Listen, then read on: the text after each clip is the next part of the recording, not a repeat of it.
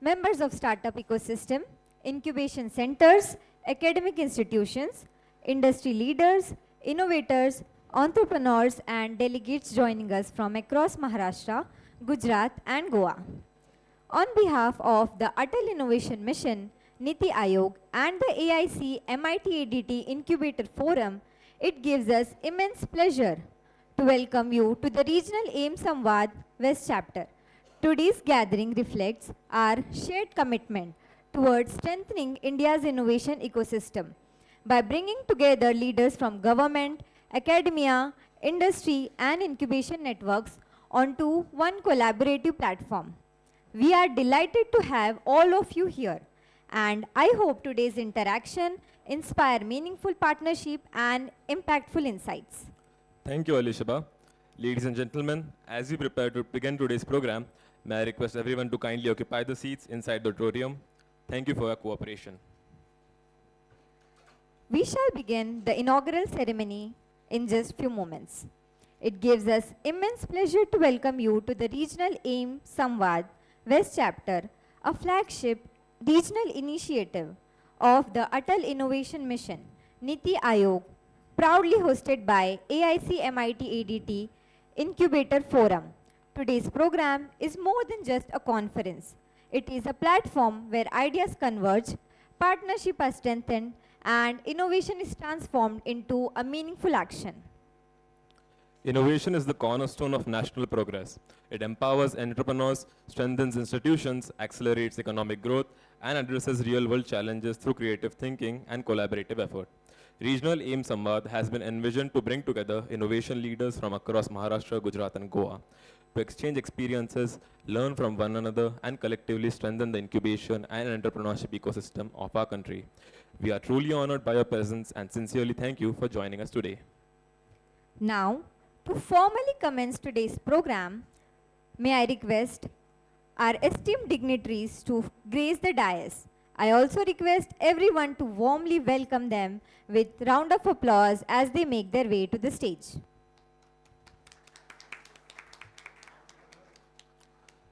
It is now a privilege to invite our distinguished dignitaries to kindly grace the dais. May I respectfully invite our Honorable Chief Guest, Mr. Avinash Punekar Sir, Ravindra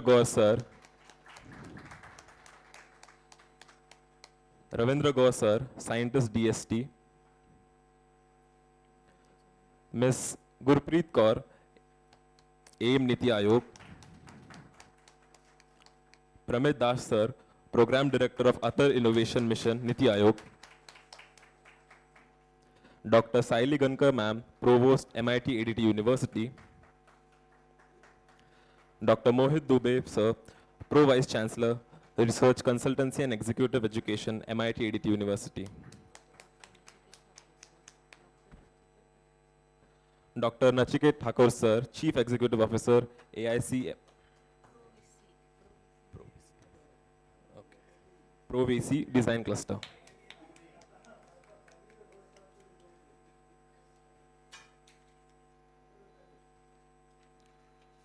May I request you to welcome all our distinguished dignitaries with a warm and enthusiastic round of applause.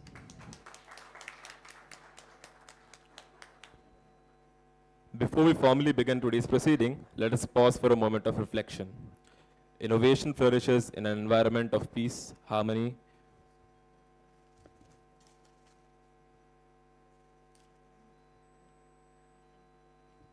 I would also like to invite Dr. Nishant Tikekar Sir, Chief Executive Officer, AIC MIT-ADT Incubator Forum.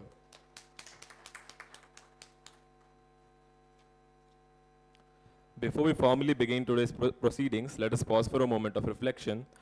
Innovation flourishes in an environment of peace, harmony, mutual respect, and shared purpose. May I request everyone present to kindly rise in their seats as we proceed with the World Peace Prayer.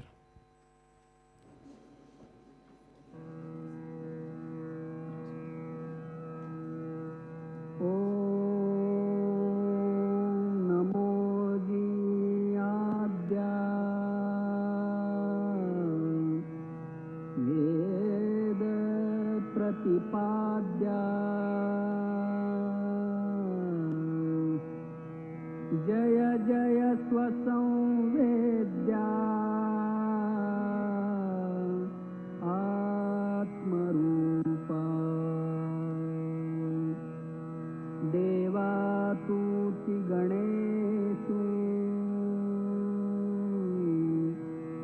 सकलार्थमतिप्रकाशो Mane निवृत्तिदासो अवधारि goji गुरुर्ब्रह्मा गुरुर्विष्णु गुरुर्देवो महेश्वरः गुरुसाक्षात् परब्रह्मा तस्मै श्री गुरवे नमः।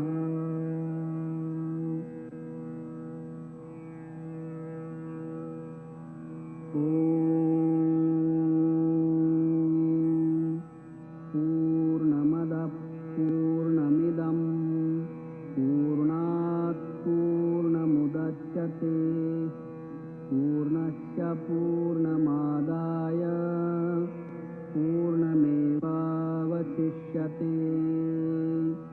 ॐ शान्ति शान्ति शान्तिः।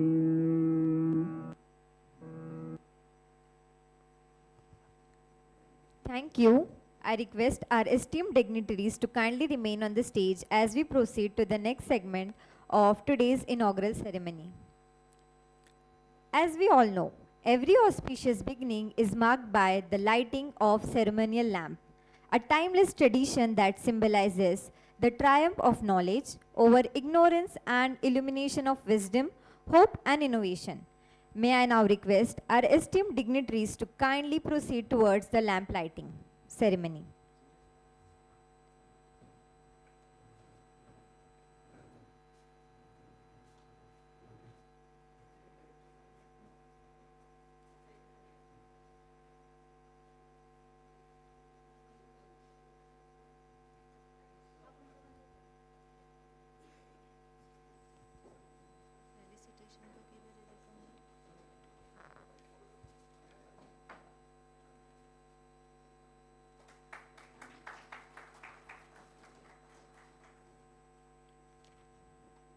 The ceremonial lamp reminds us that every great innovation begins with a spark of curiosity, guided by knowledge and strengthened through collaboration. As our dignitaries light the lamp, let us join them in celebrating the spirit of innovation that brings us together. May I request everyone to acknowledge this beautiful tradition with a warm round of applause.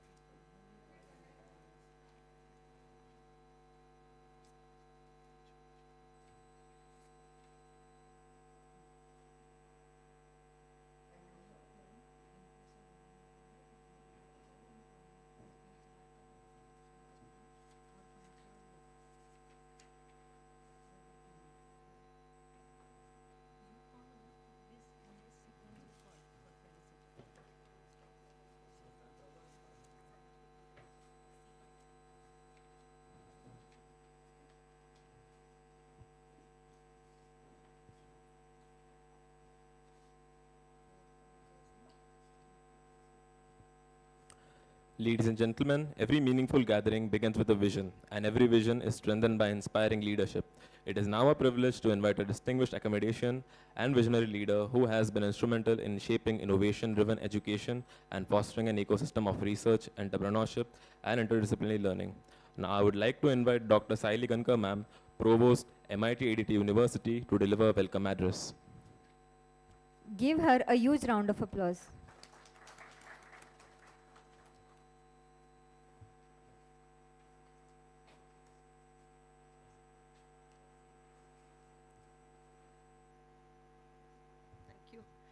Dignitaries on the dais, very good morning to all the present here in the Kumar Vyas Hall of MIT Art Design and Technology.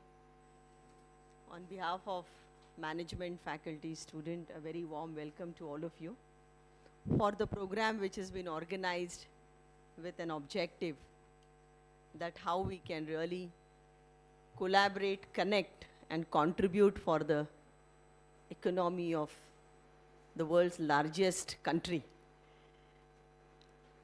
Very happy to see and very warm welcome to all the dignitaries, Mr. Avinash Punekar sir, who is the chief guest of today's AIM program, Parmeet Das sir, director of AIM at Niti Aayog, Gurpreet Kaur, Niti Aayog again from AIM, that vertical, Ravindra Gaur sir, scientist at Department of Science and Technology, our own Pro Vice Chancellor who is taking active leadership, having a wonderful understanding about the technology, research, innovation, and especially for this country, having that background, Professor Dr. Mohit Dubey, Pro Vice Chancellor, taking care of KRIA, Atal Incubation Center, and CRPF at the campus. One more leading campus at the MIT-ADT, a flagship program, Institute of Design, one of the best school from Indian continent, we can say that. The Pro Vice Chancellor, Dr. Nachiket Thakur, are on leadership, those who are taking effort for creating this ecosystem and program, creating platform, especially Dr. Nishant Tikekar, Dr. Santosh Borade, Darade, sorry, Dr. Pratibha, and all the team members here, and a very warm welcome to all of you, those who are representing the AIC at your respective places. Sir, I'm very happy to share a moment with all of you that I still remember in the year 1989, Center for Entrepreneurship Developments were being started in this country, and the first one was been established in Gujarat. And that time it was been supported by DST. Mr. Mittal, H.K. Mittal sir was there. Rawal sir was there from EDI Ahmedabad. And of course, the people, Dr. Patel, VG Patel was also there. And I was one of the entrepreneurial trainer. And that time, I think I was 21-year-old, joined that entrepreneurship training program and working for DST. So I was just thinking about it when I saw all of you, that we struggled a lot. I'm talking about this era which has come up now, where we are moving to, it was so difficult for us to establish entrepreneurship cells, utilize the money which was been given by DST for creating science and technology entrepreneurs. And later on, we started talking about incubation centers. Then we started talking about clusters, coming out with the lots of verticals of the sector-wise companies. Sector-wise, we can say that the ministries. And today, if you look at it, the whole ecosystem is created. When we look at it, I think that's what the proud of this country is, that the young force is contributing for technology, contributing through what absolutely expected by those visionaries in those era. 1989, you can think about it. GIDC was the only one where it was a single window scheme where they were submitting only a document with the Shop Act, I think registration, and then the industry used to start. DIC, the SIDBI, IDBI, ICICI, all of them, they contributed, state financial corporations, MSSIDC, I cannot forget, NRDC, SICOM, right? Then the project profiles were a difficult task for us to create. But then today, if you look at it, the ecosystem has come up so well. But I think at the same time, the kind of responsibility which are there with all of us, including teacher, faculty, student, and creating that ecosystem in the universities, in the colleges, is a very tough task. Interdisciplinary, multidisciplinary education is coming up.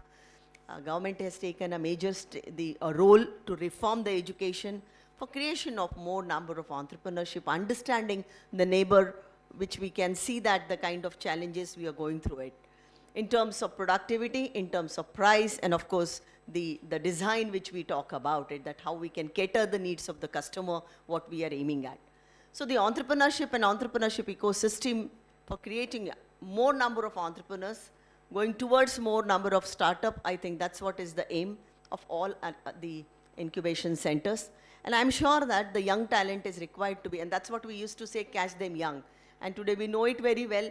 Now, when we talk with whenever the Dr. Mohit Dubey talks, he always say that in the schools also the now entrepreneurship is coming up. And at the age of 8 or 9, the student is able to create his own app and able to generate the funds. I think that's what is happening. We need to tap that potential at the right time, and that's what the vision of this country is. And I'm sure that this particular deliberation, this particular program will help us to connect, to network, and of course, to identify the best practices which will help us to create more number of entrepreneurs from our incubation center.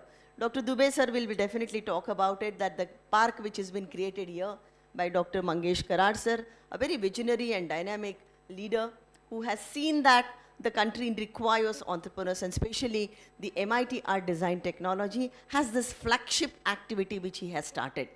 He is investing into it as the investor, like an angel investor. So university is funding Kriya Research Park and CRPF over here.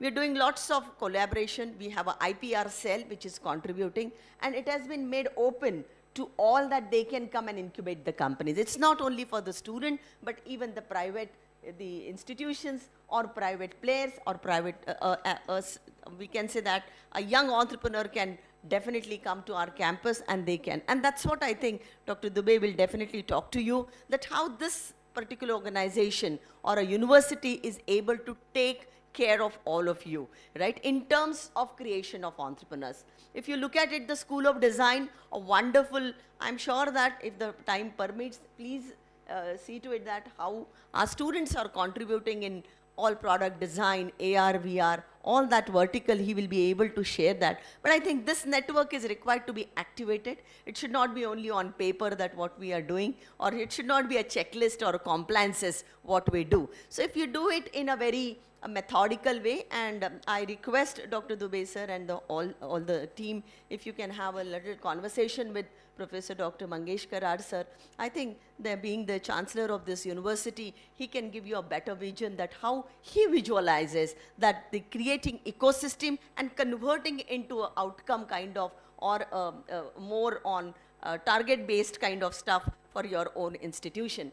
I'm sure that this particular event, this particular conference will have a good roadmap for the next, this particular academic year. We will establish a wonderful collaboration, partnership, or signing MOUs. Dr. Santosh is here, Darade, who has that particular, initiative and proactiveness.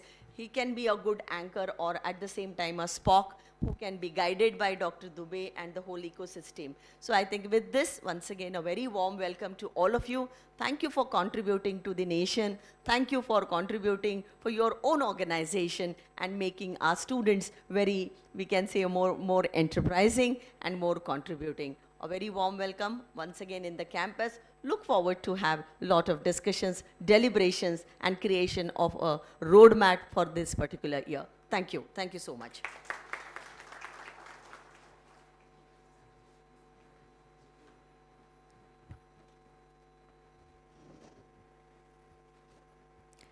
Thank you very much, ma'am. Your inspiring words have beautifully set the tone for today's program. Your thoughts on collaboration, innovation, and academic excellence reminds us that institution plays a vital role in shaping the future of entrepreneurship and nation building.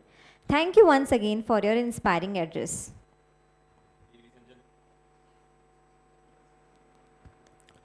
Ladies and gentlemen, it is now time to honor the distinguished personalities who have graciously accepted our invitation and joined us today. Now, we begin the felicitation ceremony. I would like to request Dr. Mohit Dubey sir to felicitate our honorable chief guest, Dr. Avinash Punekar sir, CEO, iCreate. Give them a huge round of applause. Avinash Punekar sir is a technology and innovation leader with 3 decades of experience across startups and large enterprises. As CEO of iCreate, he works at the forefront of technology-led entrepreneurship and startup ecosystem development. With over 60 intellectual property rights across diverse domains, he brings deep experience as an entrepreneur, mentor, and ecosystem enabler, supporting innovators in building the scaling breakthrough technology ventures.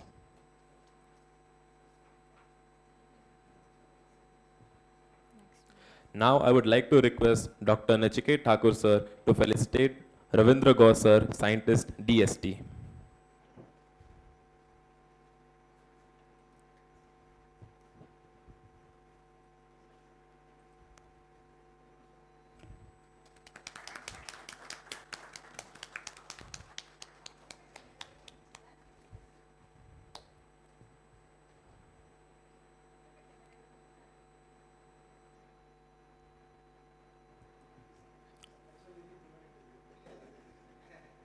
Now I would like to request Dr. Saili Gankar ma'am to felicitate Ms. Gurpreet Kaur, AIM Niti Aayog.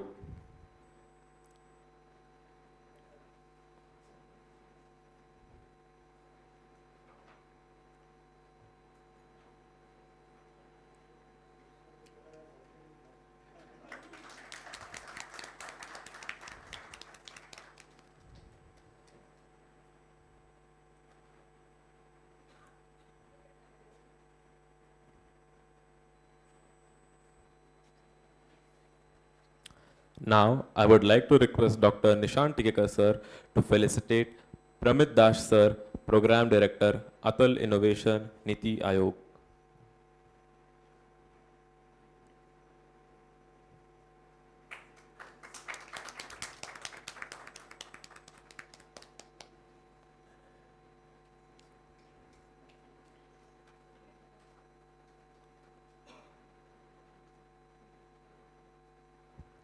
Everyone give them a huge round of applause.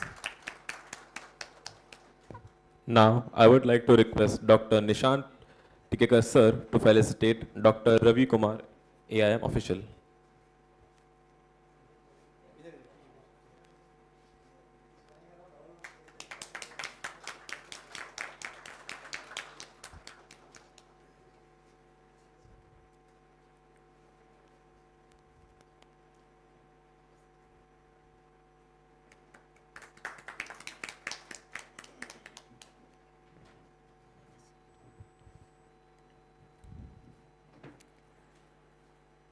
Now, we all know every great movement is inspired by a visionary leadership. It is now time for a keynote address by our honorable chief guest, Avinash Punekar sir. Our chief guest has made remarkable contributions in the field of public policy, innovation, governance, and institutional development. Ladies and gentlemen, please welcome our chief guest with warm round of applause.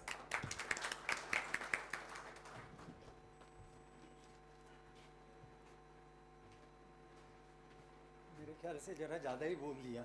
I haven't done much. I'm still learning. Yeah.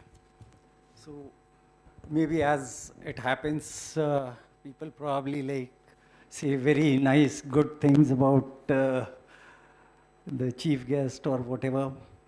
Morning, everyone. It's a pleasure to meet all of you. And I would like to thank you, like MIT-ADT Innovation Mission, Niti Aayog, and DST. And thank you to all the dignitaries on the dais and all my friends and colleagues. It has been a long journey for me. I just wanted to quickly find out how many of you are from incubators? Oh, almost everyone is from incubators. Excellent. I have a perspective which is an outsider's perspective, I would say. Like Madam had said, I started my journey, did IIT Aerospace, wanted to be an entrepreneur. Aerospace defense was not possible that time. Did not really want to be an engineer. So did the next best thing, joined IIM Ahmedabad, and then I dropped out after 2 months. It was a sheer coincidence that one of my teachers at IIT used the keyword called Gurdakshina and asked me to work on a defense project with him for a year. And that is what made me drop out of IIT. The 4 years of IIT did not teach me any engineering, but that 1 year I spent with that faculty as my project director taught me my 4 years of engineering and much more. And that was an amazing experience. I did not miss out on, like, I would say, like, the formal education at IIM Ahmedabad. My first venture I tried was right during IIT, and thankfully I would say that, like, I have probably made all the mistakes that most of the entrepreneurs make at different points in time. I have like actually had wrong co-founders, wrong finances, wrong timing, not enough due diligence. Everything that could be done wrong, I have done. But interestingly, I have also like actually spent time with the corporate sector, with large organizations. So on one side, I worked with startups, my own or otherwise. On the other side, I worked with very large companies and groups also. So I'd been like in CXO roles for multi-billion-dollar companies. I've had like startups starting from scratch. I had few successful startups of my own. And then I also had a disastrous startup where I went bankrupt. I took about 12 years to repay like my debt because there was no ecosystem which was there. There was no like support. There was no like incubators. There was no mentoring. There was no like actually financial support. Any of these things were missing in the early stages. That's when I kept on like making one mistake after the other. And I also, when my first two ventures succeeded, I also got very cocky. I thought like two startups or two companies, there were no startups that time. I have made it like, I was literally on top of the food chain. And then I realized that like, I have also made mistakes which were basically not looking at regulatory framework, what is happening, whether like actually the rules can impact your business. And that is when like I learned a lot of like new lessons. What I wanted to do is like also in the phase, it was an interesting thing that from one of my corporate surgeons, I had taken a break to probably like actually what was a precursor to an incubator in the country. I think National Innovation Foundation under DST was one of the first effort. Professor Anil Gupta was there, and I was involved like Dr. Mashelkar and Montek Singh Aluwalia from Planning Commission that time said, you take a sabbatical and work on this. So that was the first attempt made at like actually scouting around for grassroots innovations, providing them support which is required to effectively become micro entrepreneurs on their own. From there on, like actually I had a ringside view of when sign was being set up, like actually the possibility was being discussed. And then like ultimately like after doing a lot of like startups and like actually corporate assignments all over the world. So I finally like my last startup about 5 years back, which was based in the US where I was co-founder and group CTO based in Washington, DC, and another company where I was president, which was based in Miami. Both those products got acquired. So then that was the time when I said like, I'm gonna hang up my boots and decided to like retire into the nice, clean Himalayan environment. Unfortunately, or luckily, like there was an opportunity to set up one of the few technology innovation hubs under an MICPS. So I was involved in setting up of the human computer interaction hub at IIT Mandi, and then came to iCreate. And the history of iCreate itself was like pretty interesting. It started off as a private initiative. It is one of the incubators which is does not have a host institution, does not have any academic affiliation singularly. It was meant to be purely for technology entrepreneurs as such.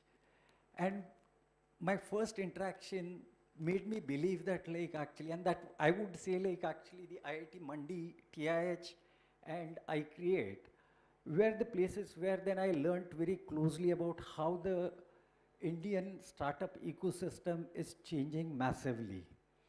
That was till then, like, I was always like of the belief that like actually you tried it, like you failed at it, you try it again kind of thing. There's no one who's going to provide you support. Somewhere like I had that absolute blind spot for like the evolution which had happened. A lot of schemes had come up and programs which were there, incubators which were coming up. And what is being done rightly and wrongly is something which is my personal view, so don't take it as like actually any evaluation rating or anything. But now that I have also been part of like Atal Innovation Mission, I-Create came up with the focus on hardware entrepreneur first policy. It was one of the few earliest incubators, standalone incubators. It has its own 40-acre campus dedicated for startups and entrepreneurs. And this is where like, what do you mean by entrepreneur first? So this, one of the first principles, all of us are coming from incubator background, and there is a pressure from various agencies which provide financial support grants to us to deliver in terms of numbers. There's always how many projects, how many startups, how many entrepreneurs, how many programs, how many events. In that process, somewhere like we might actually, just to deliver numbers, not really look at the interest of the entrepreneur. Sometimes entrepreneurs or individuals are not ready for becoming entrepreneurs. They might have like pressing situations at home or otherwise. So a good person, good entrepreneur, good innovator would always have another time, another opportunity to like actually come back. But pushing someone into that entrepreneurship journey, which is a very difficult, unpredictable journey, is not in the interest of the entrepreneur. We hear a lot of story of like child prodigies, someone who's like actually gone ahead, set up a business or like launched a product or done some like research. That exception is good, but we should not try to like actually push children into that direction all the time. Not everyone is going to be the same as like that exceptional prodigious child. And this rat race should not like actually go down to like school levels. A lot of Atal Innovation Centers, AIM centers are more closely working with like actually school and college students. And this is where if we start pushing that like someone else has like actually some 10th standard student doing an entrepreneurship or launching a product or publishing a paper, if we push them, not everyone is going to be ready. Just yesterday I was reading like, I was watching the news. The student suicide rate in school students has gone up massively in India over the last 4 or 5 years. If we are going to get into a race of trying to push children into that direction, that like, उन्होंने ये किया, उनके बेटे ने ये किया, आप भी करो, so that's not going to be the right thing. And that was the first principle at I-Create I really liked, that we have to look at the interest of the entrepreneur. A good person would ultimately have another shot at going for his entrepreneurship. And that is where like, if all of us could like actually be sensitive to that idea, I would appreciate that. Second thing was like actually taking the easy way out. When I looked at like actually a lot of software startups, e-commerce startups, and whatever consumer D2C kind of startups, there the visibility is far better, even the valuations are sometimes far better. So we all take that route of like trying to support such startups which are likely to be faster, quicker wins. And that is where again we are going to lose out on the opportunity to course correct ourselves. Early 90s we had that thing that China and India was almost at level in terms of manufacturing, innovation, even research output.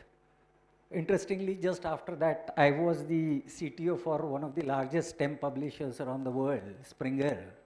and I had my products being used up by the other publishers, Elsevier, Wiley Blackwell. So I had a very unique like visibility of how their research was progressing versus our research was progressing, their patents were progressing versus our patents were progressing. Again, we made the thing of like quality versus quantity. Our papers were like actually forced because there is a rule says that you need to have international journal publication. A lot of spurious journals came up trying to like offer that. Again, like if we are going to follow that like quantity over quality, we are going to lead into that same trap that we faced. China raced ahead. We chose the software path. China chose the manufacturing and hardware path. This opportunity with so many schemes, so many like actually initiatives which are there by the government, gives us that opportunity to actually support hardware manufacturing, deep tech startups, which should be of more interest. And that is where like actually the biggest casualty, the valley of death or otherwise, is in hardware, deep tech kind of thing, even go to market. We should all collectively utilize that. All of us are not going to have the resources, expertise to do it.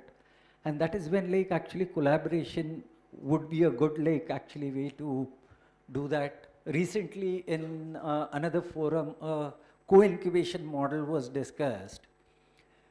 Instead of incubators individually competing all the time, maybe some of us can like actually co-incubate, co-support startups, use our strengths to provide that support to another incubator, another startup from another incubator. That kind of collaborative model would work. And that I feel that like is something which the AIM 2.0 is also trying to address. I do see a fabulous opportunity which is there. The hardware startups that I'm looking at right now are making some amazing work. It hasn't been the IT industry, what we did wasn't always like actually just a negative repercussion. We lost a lot of engineering talent to IT industry, so the industry manufacturing or otherwise did not get enough engineers. All mechanical, civil, chemical, aerospace engineers went into software or otherwise. But today when I see like the IT industry taught one thing to Indians, we had that complex that we are not good enough. But with the software industry, when we went out, we competed with the best in the world. It gave us the confidence that like, yes, we can compete and we can actually outperform others. That is starting to reflect in our confidence in other fields. Even in sports, I would say like actually in next 5 to 10 years, I would see like more medals coming India's way in Olympics or otherwise. Because that same confidence is getting down into the larger population. Yes, we can compete. Yes, we can win. And in hardware, deep tech, some amazing work is happening around the country. Academia, research institutions, and incubators. Together, we can change the landscape. It's been absolutely like a privilege. I've seen like what is happening in Goa, what is happening in Gujarat, and what is happening in Maharashtra. I originate from Maharashtra, spent a lot of time like actually now I've spent it in Goa, all over the world, startup ecosystems that I've studied or I have consulted with, be it in like actually Europe, some of the leading incubators across Europe or US, I have like actually worked with them. What I see is our course correction, if we go with quality instead of the numbers, we have what it takes to compete with like the Station F or plug and play or Y Combinators or others. The main competitor I see or the model I see to emulate is China. They are the people who have like actually completely transformed their landscape by going into like hardware manufacturing and literally like becoming the global leaders in that field. It's best to learn from the best who's there in that line. China and the Chinese model, be it hacks or their centers, is what like actually each of our incubator can do it at micro level. And that is an opportunity I look forward to like actually being part of. I've been like actually formally in the startup ecosystem just over 4 years. as an entrepreneur, as an investor, or different hats. I've been there for probably 25 years or more. And the changes which are there, you all have been part of it. So I would like to thank all of you and congratulate for your contribution into that ecosystem. And any opportunities to collaborate either as part of iCreate or as part of Atal Innovation Mission, I would welcome like any one of you to come down and discuss that opportunity. Thank you for that again, and I look forward to meeting all of you again. Thank you.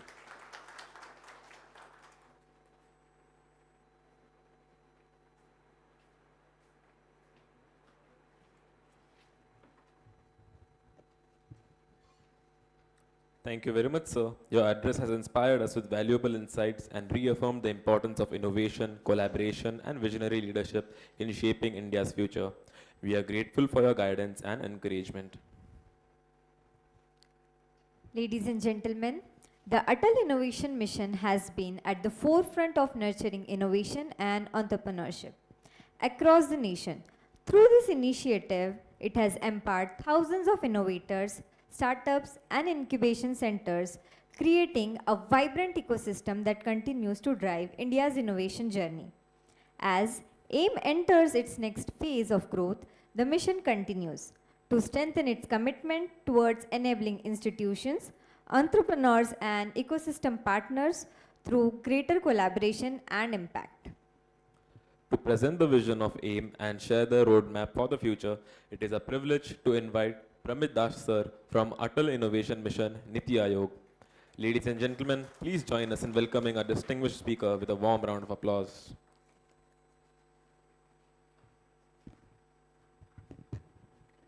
Thank you.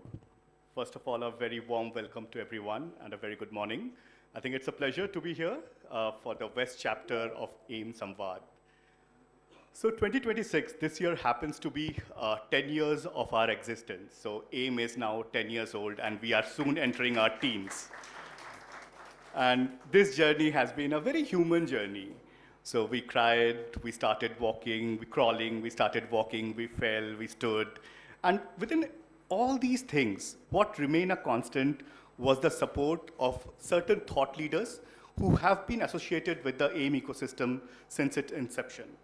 I think without discriminating anyone, but I would really like to thank those 4 or 5 people who have been a part of our journey and who are present in this room, starting with Dr. Mohit Dubey, who has always acted like a mentor for us, Udayji from RMP, AIC RMP, Anilji, who has been associated with the AIM ecosystem for a long, long time and beyond AIM as well.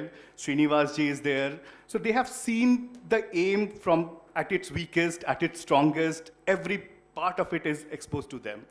And personally myself, when I have always approached them, I could bounce off any ideas, I could get any ideas from them and integrate it. So beyond everything, these conversations are like mentorship session for us.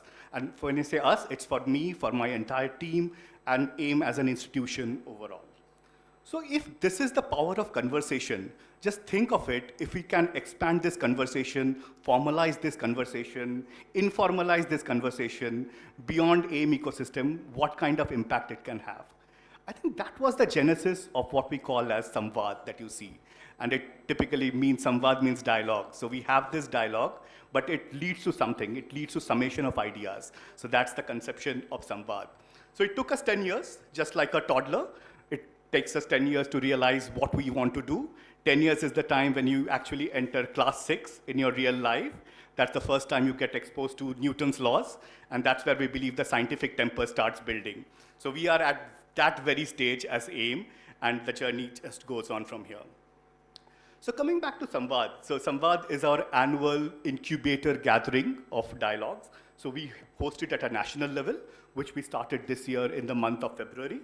And then we actually spread across to have our regional chapters in place. So this is the 6th Sumvaad, 6th regional Sumvaad we are having, 6th and final actually, for this particular half-year time. We are a little delayed by a month. We wanted to finish this off in June, but for some reasons we had to go to July. So, but this is it. But what does this Sumvaad really entail? So I know we come with an expectation that will be a boring kind of a speak all session, unidirectional. It is not supposed to be that. In Sumvaad, we try to actually break it down into manageable smaller bits. We start with the policy dimension. We work on policies. We try to visualize what policies want to say and where can we execute, how can we execute, and what are the challenges in execution of policies. So that is the one theme that we try to break down across 2 or 3 sessions in AIM Sumvaad.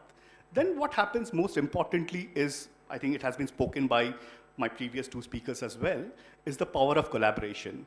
Because this is something which we have realized over the course of last 10 years. Something, if you want to do it alone, it becomes very difficult. When we do it together, it becomes far more easier task to do. You can actually attain synergies of doing it. And this is not only true for incubators working, this is also true for us at the ministry level working together. It took us, again, this many years to really find or acknowledge that collaboration really leads to something meaningful.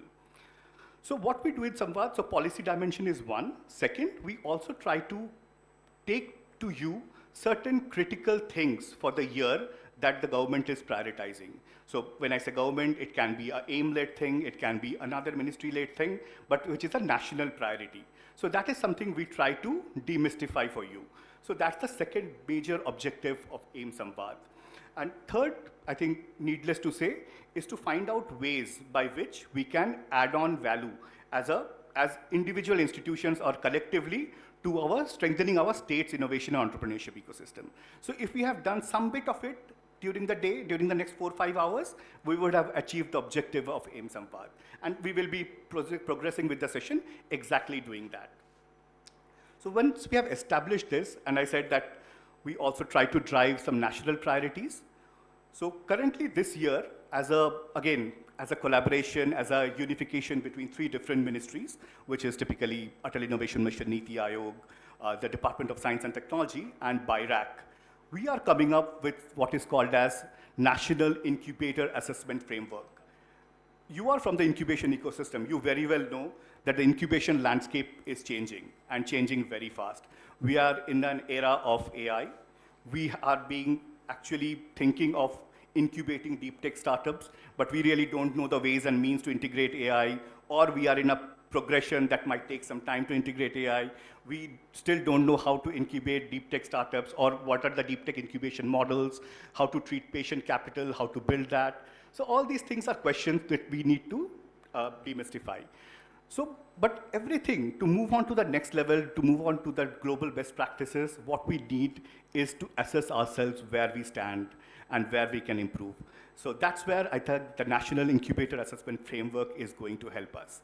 So this will be the one framework for the entire country, beyond AIM ecosystem, beyond DST, BIRAC ecosystem, for all 1,000 incubators that we have in the country. This will be the one thing for all. The question may arise in your mind that I am from a tier 3 town, I am a sector-specific incubator, how can I be judged against a metropolitan city, an incubator working for 10 plus years? So these questions have been taken care of, answered. If you see, we have actually tried to classify based on geography, based on maturity, based on the kind of incubator. Your governance structure will change if you are a government-funded incubator, if you're a private-funded incubator, if you're an academic incubator, and so on. So all these various axes have been taken care of, and normalization of scoring methodology, calculation methodology has been done. So this is something which we are going to do. So we are going to evaluate or assess incubators across 23 different parameters comprising the entire value chain, right from your input, your processes, your outputs, and your impact that you have created. So this is something in details I think most of you would have already received from us. If not, I think in the subsequent slide, we'll just give you a QR code. You can scan, you can give your feedback. We are up and running for taking that. So this is something you should scan and get ready, because in 2 months' time, I think we will going to meet again in Delhi. In the month of September, just after the BRICS summit is done, we are going to organize all departments together, a national incubator conclave where we believe 1,000 incubators from the country will be coming together. And that is where we will be opening up this incubator assessment framework for the data inputs, and which will lead to the annual incubator awards as well. So this is a pre-invitation for all of you to join us in September in Delhi. We will be communicating further details as we get closer to the date, but please earmark your calendars, 21st of September, that's when it's going to be. So yeah, with this context in mind, let us try to utilize today of the next 4 or 5 hours to really delve on 2-3 different things. Policy to execution pathways, if there is something which we are missing and you want to convey as an input to us, to DST or to the state officials that have come in, that's the one thing. Second, find out ways by which you can collaborate amongst yourself. And this, I'm not talking only about AIM ecosystem, beyond AIM ecosystem. A special thank you to people who have joined us from the beyond AIM ecosystem. I think this means a lot because whatever we do as AIM, as DST, or as BIRAC, we do it for the entire ecosystem, not only for the incubators that we fund. That is one way of engagement, but our engagement goes beyond funding as well. So we are always there for support for any incubators across the country beyond funding as well. So let us try to make the most of this day and have a very productive conversation and a very productive Sumvaad. Thank you so much, everyone.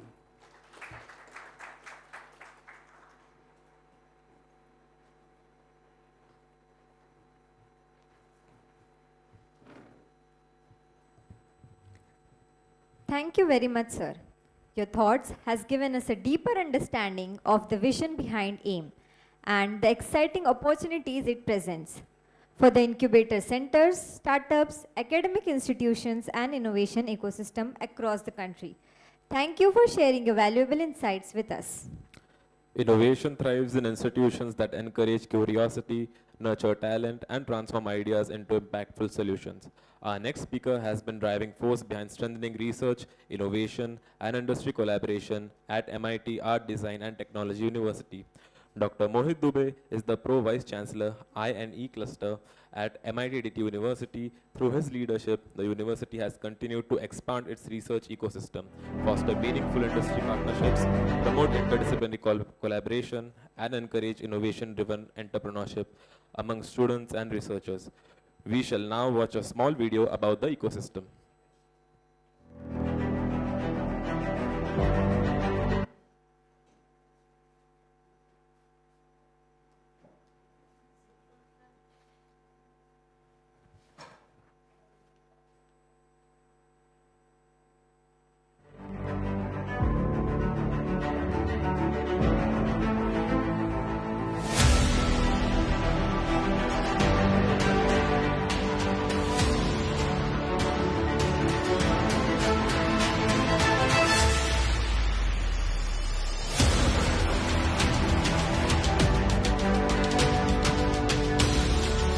तो Smart India Hackathon government of India का सबसे बड़ा initiative है. It's the world's largest open innovation challenge. यहाँ पे बहुत सारे बच्चे आप में से अगर ड्रॉप आउट भी कर जाएंगे, बिना एजुकेशन के भी काम करेंगे, और अगर किसी के प्रॉब्लम सॉल्व कर दी तो लोग पैसा लगाएंगे, और वो पैसा लगा करके अगर आपने वेल्थ जनरेशन किया, जॉब क्रिएशन किया, people will still respect you.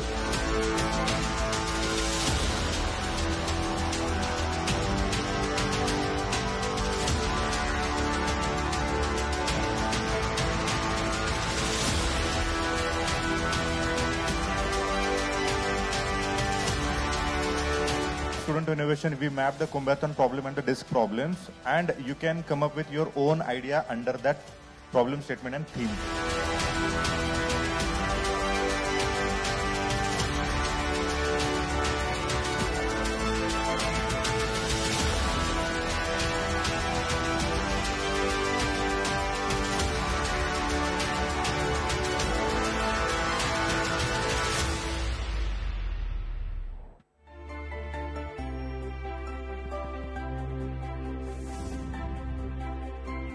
Ladies and gentlemen, please join me in welcoming Dr. Mohit Dubey to present the MIT-ADTU Innovation and Entrepreneurship Ecosystem.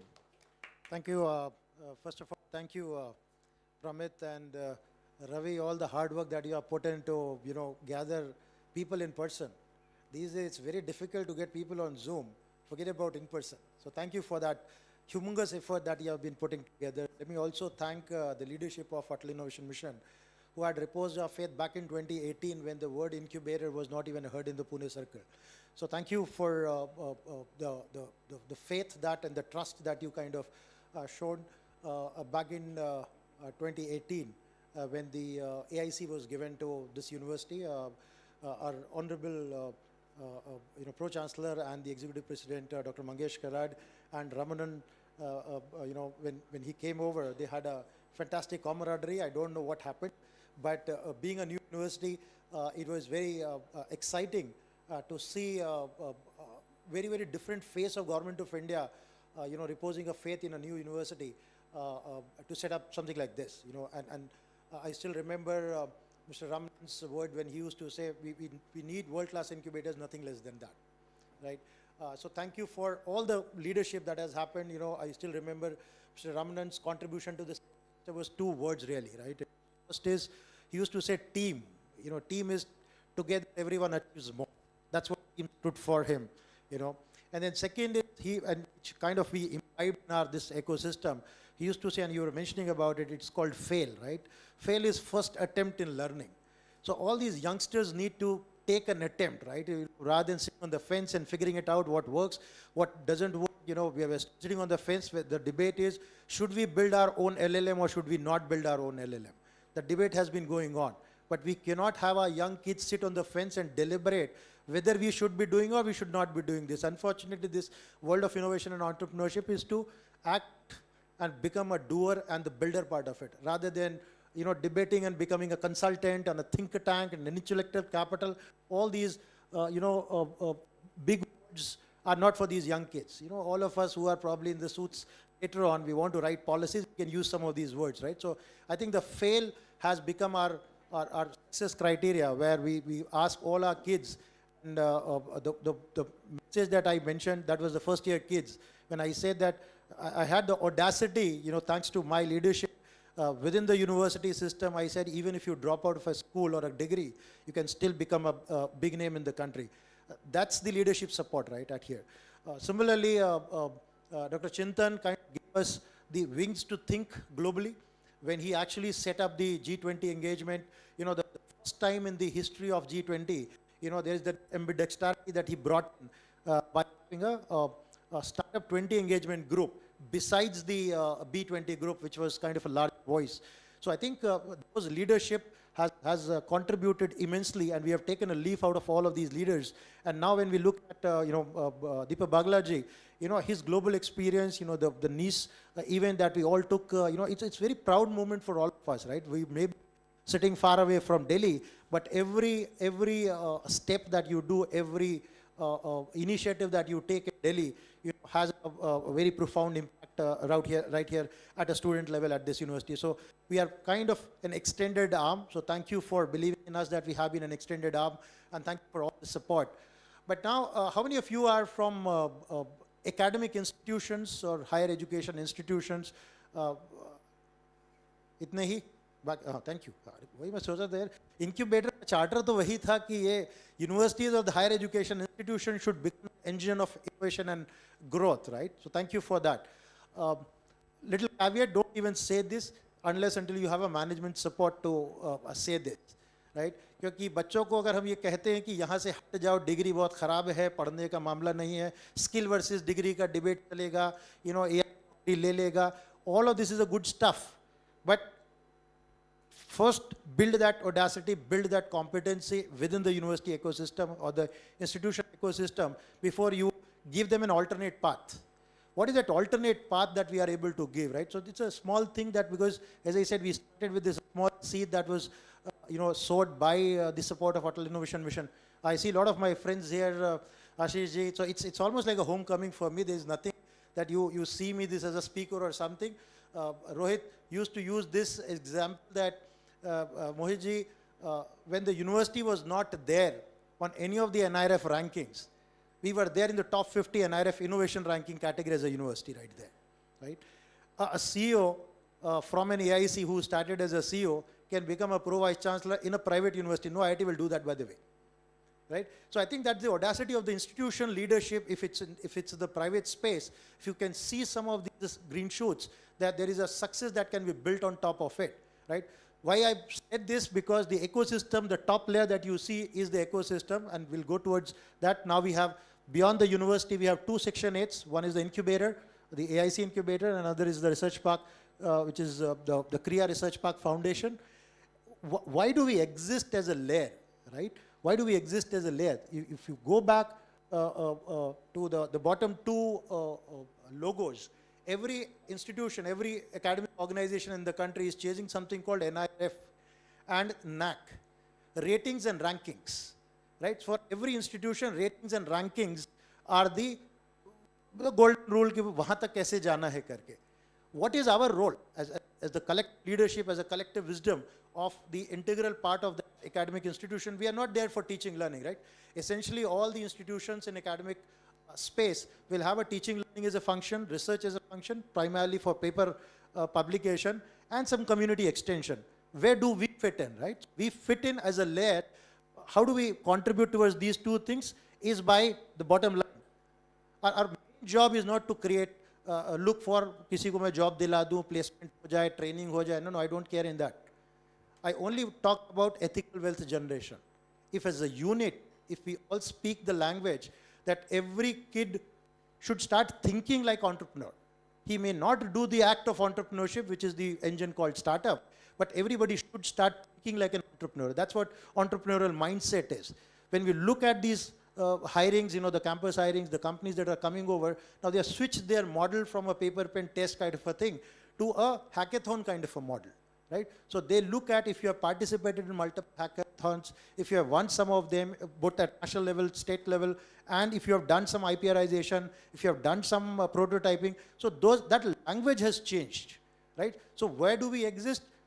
This is the bottom layer, right? We need to create an ethical wealth generation engine to power the Viksit Bharat. And Viksit Bharat for me is, all that political rhetoric is fantastic. But for all of us in the room, the Viksit Bharat is a target of $4 trillion right now to $30 trillion economy. That's a period, simple. The GDP is $4.5 trillion now, around that, to $30 trillion economy. GDP per capita is around $2,000. We need to take it to $18,000. No amount of what we are trying to do will take us there. कहा गया है कि जो करोगे वही जो करते आए हो, करोगे वही जो करते आए हो, तो मिलेगा वही जो मिलता आया है, right? So I think we have gone to, if you look at our 10 years of journey of Atal Innovation Mission, and this university also is celebrating 10th year, we have completed 10 years. So we have moved the needle of numbers of startups from around 400 odd to in 2016 to around 2.5 lakhs now, if you give and take here and there, right? 2.5 lakh हमने create किया है, right? लेकिन अभी हमको जाना जहाँ पर है उससे $4.5 trillion की इकोनॉमी में इतने आए हैं. And I look at the trivial numbers, you look at MSMEs in this country, there are around 6.4 crores, right, registered. And startups is around only 2.5 lakh. तो 2.5 लाख की जर्नी अगर आधे पे भी लेके जाएंगे तो भी 1 करोड़ तो चाहिए होगा. कहाँ पर जाएंगे आप ऐसा वॉल्यूम क्रिएट करने के लिए? हायर एजुकेशन में ओवरऑल 4.5 करोड़ बच्चे हैं. We say that even if we do let young kids pursue what they were pursuing till that date, jobs में जाएंगे, UPSC लिखेंगे, MBA करेंगे, GRE लिखेंगे, GMAT लिखेंगे, let them do what they wanted to do. Can these vehicles, can these ecosystems start attracting 10% of that talent towards innovation and entrepreneurship? Can we excite some of these youngsters to look at innovation and entrepreneurship as a career choice? See, they may not do the startup, but they still have to be innovative. Innovation मतलब वो अंग्रेजी की definitions में नहीं पढ़ाता हूँ उनको बच्चों को. innovation का मतलब सस्ता सुंदर टिकाऊ, right? If you are able to do something the faster, better, cheaper by any multiples, the multiples is something which investors have to weigh in. But for all of us as problem solvers, we need to think through, look at the problem, look at the solution that exists. If we can better that, if we can make it faster, if we can make it cheaper, you are doing something in the realms of innovation. Right? Then you convert that into the wealth and the commercialization side, you start acting in the entrepreneurship landscape kind of a thing. So that's the role that the ecosystem has to play. Can I go to the next one? This is a quick landscape of this university. And thanks to the Atal Innovation Mission, we started unfortunately on the right side.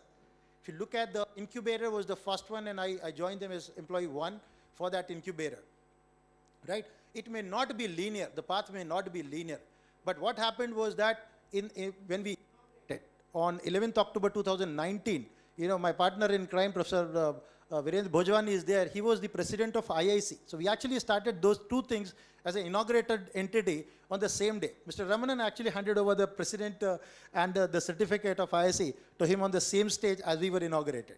So the journey, if you look at this one and this started together, and we were figuring it out that, if a young student is able, if as an institution, if you are able to attract this youngster towards participating in hackathon, problem solving and whatnot, and when he jumps over to incubator, the first question that you used to ask, and many of you will have experienced that, कि वो sir पैसा कब उठेगा, वो पैसा कब आएगा. मैं कहा पहले पैसे से पहले वैल्यूएशन कितना होगा, द लैंग्वेज चेंज, राइट. मैं पूछता था वैल्यूएशन तब आएगा जब वैल्यू क्रिएट करोगे. You know, to create something meaningful for the investors to look at that, right? And then we ended up creating a middle tier, which is the pre-incubation hub, called KRIA, a Center for Research, Innovation and Entrepreneurship for Young Aspirants. So now if you look at this overall landscape, every student gets to this layer in the first year, and subsequently they get their hands dirty with the problem statements given by various ministries, not by the teachers, not by the faculty.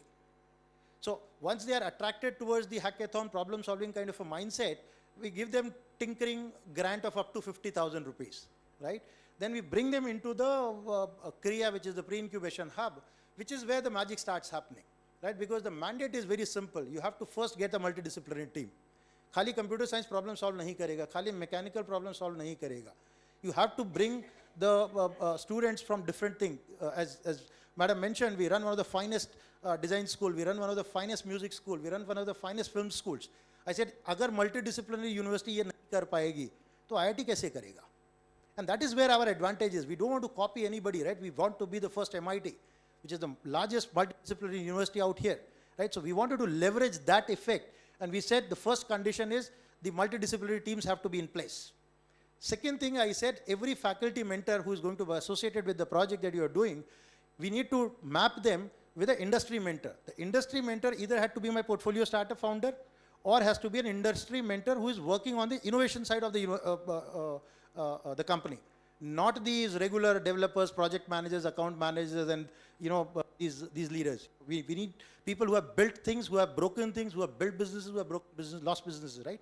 So those 2-3 things when they did, then we said, okay, let them open for the funding, internal funding, beyond anybody's funding, because we wanted to bet. The management took that conscious decision of creating an internal fund of around 3 crore per annum. So we could give them up to 5 lakhs, and the objective was very simple. Please move the needle of this project to product on a TRL level from 0-1 to 3-4. That's it. The language is very simple. You have to follow TRL landscape from 0-1 to 3-4. That is where the money is there. And it's all follows the same principle. The strictness is exactly same copy pasted, where the milestone review will happen on tranche 1, tranche 2, tranche 3. 40-30-30 is the split that we give. All of that is the best practice that we learned from the AIMS ecosystem, that we kind of brought it over into the pre-incubation ecosystem, right? So from 50,000 tinkering grant to 5 lakhs for project building from, TRL 01 to TRL 34. Then some of these crazy guys wanted to actually get, their hands dirty with something called startups, right? And then we said, when you come here, you are better founder, your persona is better, you can work with teams, you start respecting capital. You start respecting, there is a financial prudence that you start developing when you've actually got this money, you've handled like kind of a grant. And through this SISFS, we could give up to 50 lakhs, right? That's the scheme, right? So if you look at this whole thing, 50,000 rupees, 10x to that to 5 lakhs, 10x to that to 50 lakhs. I said, that's the language of startups. If you're doing anything, any solution, in that terms. It's not just the, the words that we were telling them, enacting this, so that they could see the intent of the management, that we really want to support you guys on 10x at every level that you move across. And because of all of this, the able to fantastically navigate this narrative from a typical teaching, learning, research for publication, for API, for conferences, symposium. Most of these institutions end up becoming like an event management companies over the years, right? The management took a conscious decision by saying that we want to be a new age university for innovation and entrepreneurship. A phenomenal, audacious statement right at the top. Every ad that you see from university now, it says this, a new age university for innovation and entrepreneurship. So that's the role the ecosystem that we kind of were able to build together with what the journey started with AIM as one seeding element, right? So IIC takes care of all of this, which is where Professor Bhojwani had given a lot of time and effort, and I see his pain when he was moving around, right? When we moved to NIRF innovation category, in, top 100, then into top 50, I could see the change that his team was able to experience, right? And within that layer, is Suresh here? Where is Suresh? Okay. So Suresh is my go-to man for the largest hackathon that we do. The internal hackathon, the video that you saw, we have around, I gave them the target of 1,000 teams. 1,000 teams means every team has 6. Inclusivity gets taken care of 5 plus 1, up to, it's the maximum kind of thing, right? So you can have all girls team also, all 6. So that is, you're talking about 6,000 people to be supercharged in the act of internal hackathon. And because we run we have one of the largest dome that you will probably see sometime today. We have the space, so we said, let's make this as a Mela affair, like a mini comb of innovation, right? And 800 teams, you don't see them every day. And sir, what we did was that, we moved away from a pure software to a hardware edition because I said hardware is hard. Thankfully, I worked with India's one of the first startup of this country in 1981 called Infosys. It's still the highest return on the stock market. People did not join Infosys because there was a debate of hardware versus software. जब घर में रोटी की लड़ाई होती है तो बिरयानी नहीं खाई जाती है, चाइनीज को नहीं देखा जाता है, रोजी रोटी देखी जाती है, and it created phenomenal value in this country. The families who could go out, and as you rightly pointed out, I have an authority to go and talk to Harvard and Oxford University by saying, I come from a state called UP. If it was not a part of a country called India, it would have been the 5th largest country in the world. That's the scale that we have to operate, right? And that's why everybody is respecting the DPI phenomena of this, because it operates at a scale level. It operates at a billion population level. Nobody, no developed country can even comprehend this, right? Just the numbers, just the sheer numbers. Our DPI, the UPI numbers have crossed all cards put together, right? So I think there was a phenomenal merit of what got created. The debate is not whether it was good, bad. The debate is, if that was created in the first 25 years, what should we be doing in next 25 years, right? That's where we are moving towards that. Go to the next one. And we studied all these models in the country, right? And some of you, because I'm part of the TIH that you mentioned, the NMI-CPS, the National Mission for Inter-Cyber Physical Systems at IIT Chennai. I'm part of the technology board there. Professor Kama got me into that. We studied some of these best models in the country, right? India's best model is IIT Chennai, where there is a trioka that works in tandem, right? The IIT Chennai, IIT-M, operates as teaching, learning arm, some basic research of the faculty, UG, PG, running the UG, PG, PhD kind of courses, right? Then you have the IIT-M incubation cell, which is where the startups are supported. That's why you see Aether, Agnicools of the world coming out of that incubation cell. And then the third layer is the research park, the IIT-M RP. The research park it plugs the gap of a translational research. Essentially what he was mentioning is that when you see the TRL levels navigate, the middle part, which typically people call valley of death, but Professor Kama says valley of hope. How do we plug that valley of death and create that valley of hope so that people don't die out at TRL level 3? People have to navigate this, right? So how can we support that? This is where this research park entity is helping. That's the India's best system. We looked at what is Maharashtra's best ecosystem. It's IIT Bombay. We looked at the similar thing, what is best in Pune. It's COEP, right? All of us have seen that. Now, the constant decision at the university was, how do we take that into a private space? Because all these are government institutions that you see. Then we said that, can we kind of imagine something like this, right, at the private university? Go to the next one. So if you see the three logos, right? The first is the university, which takes care of all your UG, PG, PhD courses, different types of engagements, these symposiums, these, research, NRF, TRL 1, 2, 3 kind of support system. And the startups got supported through the incubator, right? We added a layer last year, a separate Section 8 company. If you look at Kriya, Kriya was our, as I said, pre-incubation hub. It said Center for Research, Innovation, Entrepreneurship for Young Aspirants. We put that name as Kriya, and then I added generally like a Research Park Foundation, right? And somebody told me that it ended up becoming an acronym of CRPF. I said, well, I did not do that deliberately. because I know we probably cannot use CRPF as CRPF, right? Then we said, let's call Kriya Research Park Foundation. There is no abbreviation, right? So I think when we look at Kriya Research Park Foundation, we said, what should be our mandate, right? And as I said, there are around 4.5 crores student base in the university system. Even if you take 10% of them, if you're able to excite them to explore this pathway, we are still one of the largest ecosystem that we'll end up creating, like 45 lakh startups in next 10 years. Can we do that, right? So what university wants to do is, the next one. That's the university's target, right? The CRPF में से कौन हम लोग border secure करने वाले forces के वो सिपाही नहीं बनाएंगे.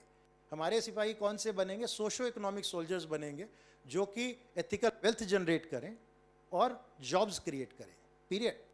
उनकी वही लड़ाई है, क्योंकि इंस्टीट्यूशंस, एकेडमिक इंस्टीट्यूशंस में आज ज़्यादातर हेवीनेस है, माँ सरस्वती की कृपा ज़्यादा है, राइट? वी वांट टू से माता लक्ष्मी की भी कुछ कृपा आ जाए. मेरे भी फैकल्टी, मेरे भी बच्चे जो हैं वो अच्छे बड़े स्टैंडर्ड ऑफ लिविंग बाहर में काम करें वगैरह वगैरह. So we want to blend the Maa Saraswati and माँ लक्ष्मी's कृपा to achieve something called Ma Durga. What is Ma Durga? Ma Durga is for strength. It's for power, right? That is what is Atmanirbhar Bharat for, right? So if you want to take this journey of the institutions from pure Saraswati, add the layer of Lakshmi towards the Shakti part of it, I think the Atmanirbhar Bharat and the Viksit Bharat dreams will not stay just as slogans, but probably people start acting towards that with much more fervor. There's a simple call for this group, because we are one of the richest region in the country, if you look at it, right? The western region. We are blessed by the longest coastal belt of this country. And Maharashtra, as I was discussing with Pramit, that Maharashtra has a similar entity called Mitra, right? All of you are part of some of those things, right? Which has its own target of $1 trillion economy, because Maharashtra is sitting around $600+ billion. They'll probably be the fastest to reach that $1 trillion economy. Collectively, there is a mandate of Maharashtra startup policy, which is they are chasing the 50,000 startups in next 5 years. My humble request is, can we collectively take this as a pledge? Can we ought to bring a targets of, let's say, 2,000 startups in next 1 year or 2 years? Can we do 10,000 startups in next 5 years? So that हम लोग का भी वो जो श्रमदान है, कर्मदान है, उसके अंदर 50,000 में कम से कम 10,000 तो होना चाहिए. And I think with that humble request, I once again thank you, Pramit and Ravi, for choosing MIT-ADT University. I thank you, Gaur Sahab, for coming over. And thank you all of you guys, because आप लोग की वजह से ये सब चलता है. ये हम लोग तो कुछ चलाते नहीं है, चलाने वाले तो रथ को चलाने वाले आप लोग हैं. So once again, thank you, and we'll look forward to your contribution towards this goal, which is the target-oriented goal. 2000 अगले साल, 1 साल, 2 साल, 10,000 5 साल में हम लोग कैसे करेंगे, so that this AIM Western region becomes the super powerful engine of this country in terms of the startups. You know, Goa, Gujarat, and Maharashtra. I think the Trioka should be leading this whole thing for the nation, and maybe we'll contribute a lot of unicorns going forward. So once again, thank you all of you guys, and look forward to your contribution. Thank you.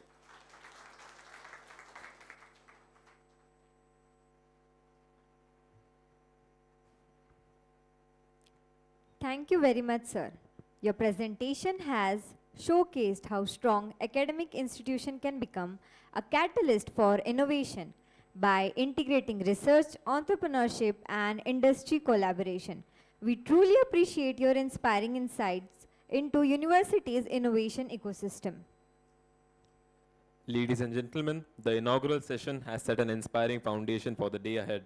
We now move towards an important milestone in today's program, the launch of the AIM state chapters, marking a significant step in strengthening collaboration across the innovation ecosystems of Maharashtra, Gujarat, and Goa. May I request everyone to kindly remain seated as we prepare for the launch ceremony.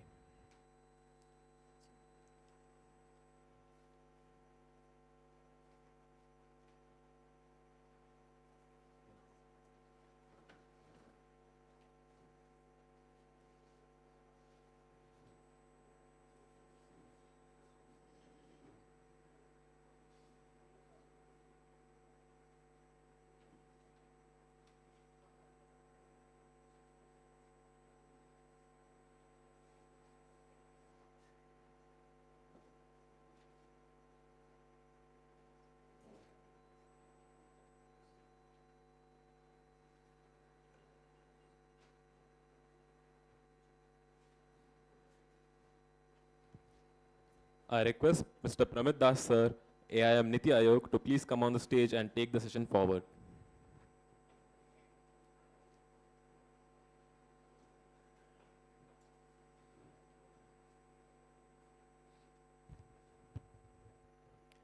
Right then.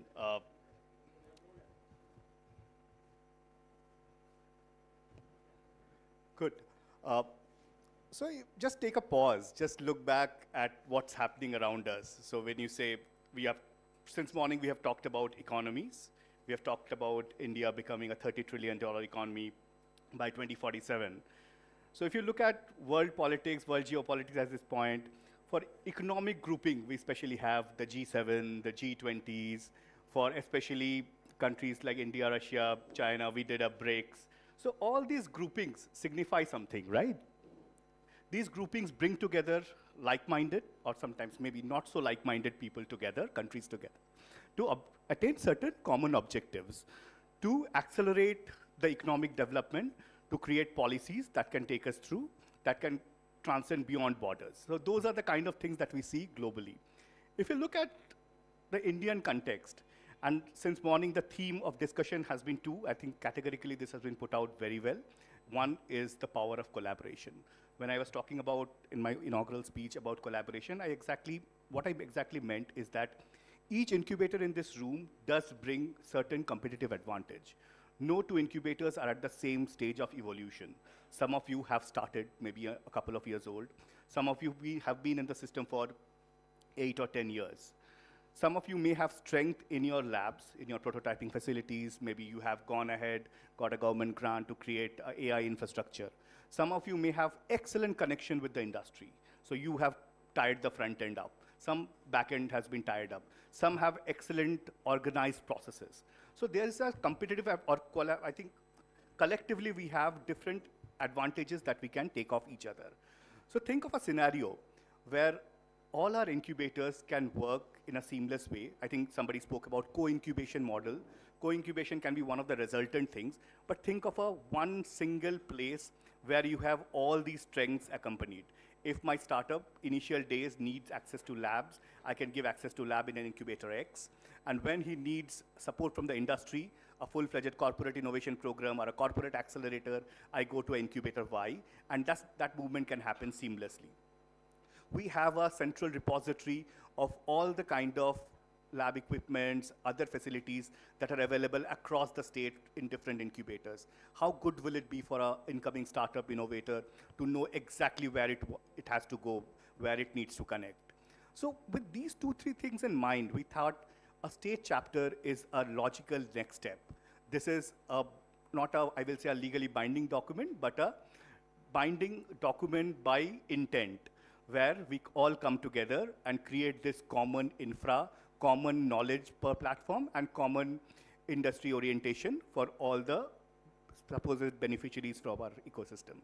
So without further ado, I would like to call upon Uday Wankawala to set the context for the Maharashtra and Goa chapter, and we will take on the session from there on. Uday?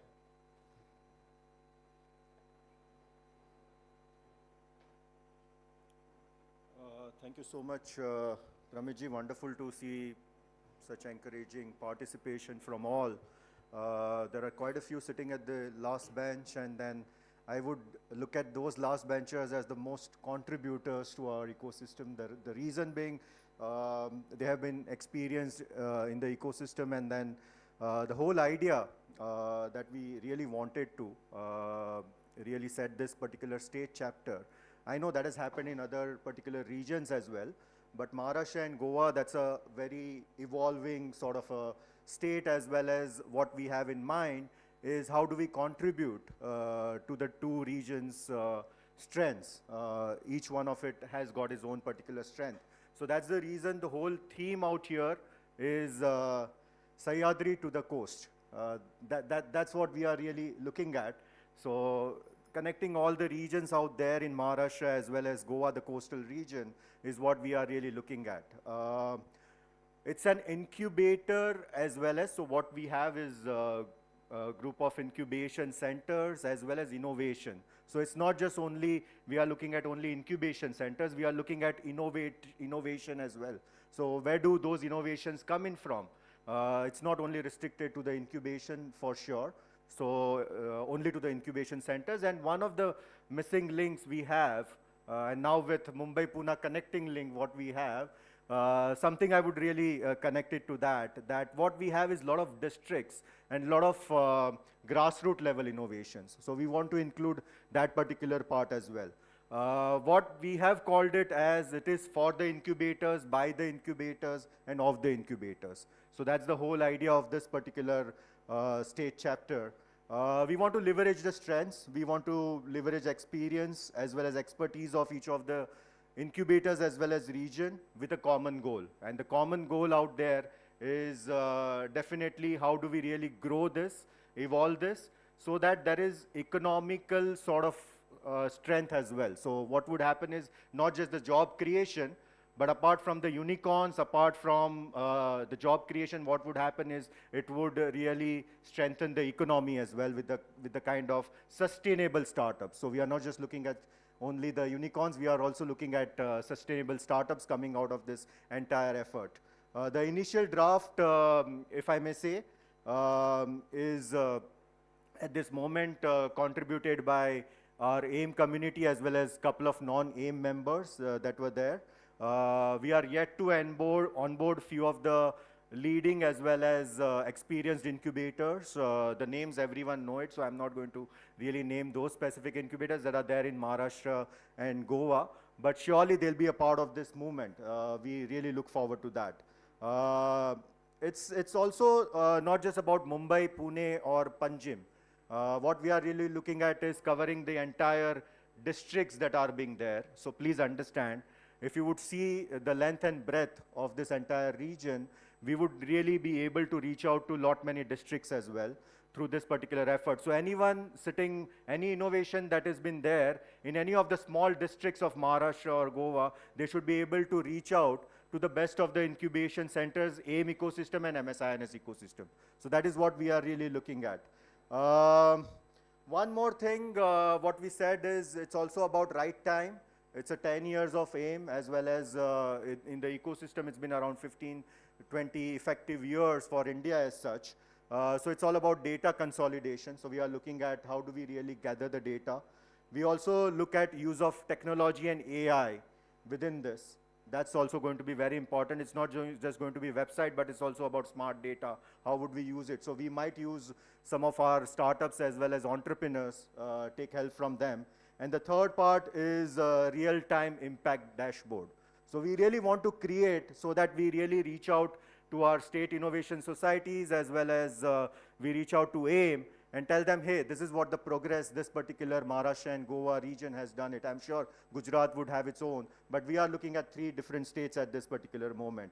So it's complementing to the AIM as well as MSINS or the central and the state ecosystems. And that is what this entire Maharashtra and Goa Incubator and Innovation Alliance is all about.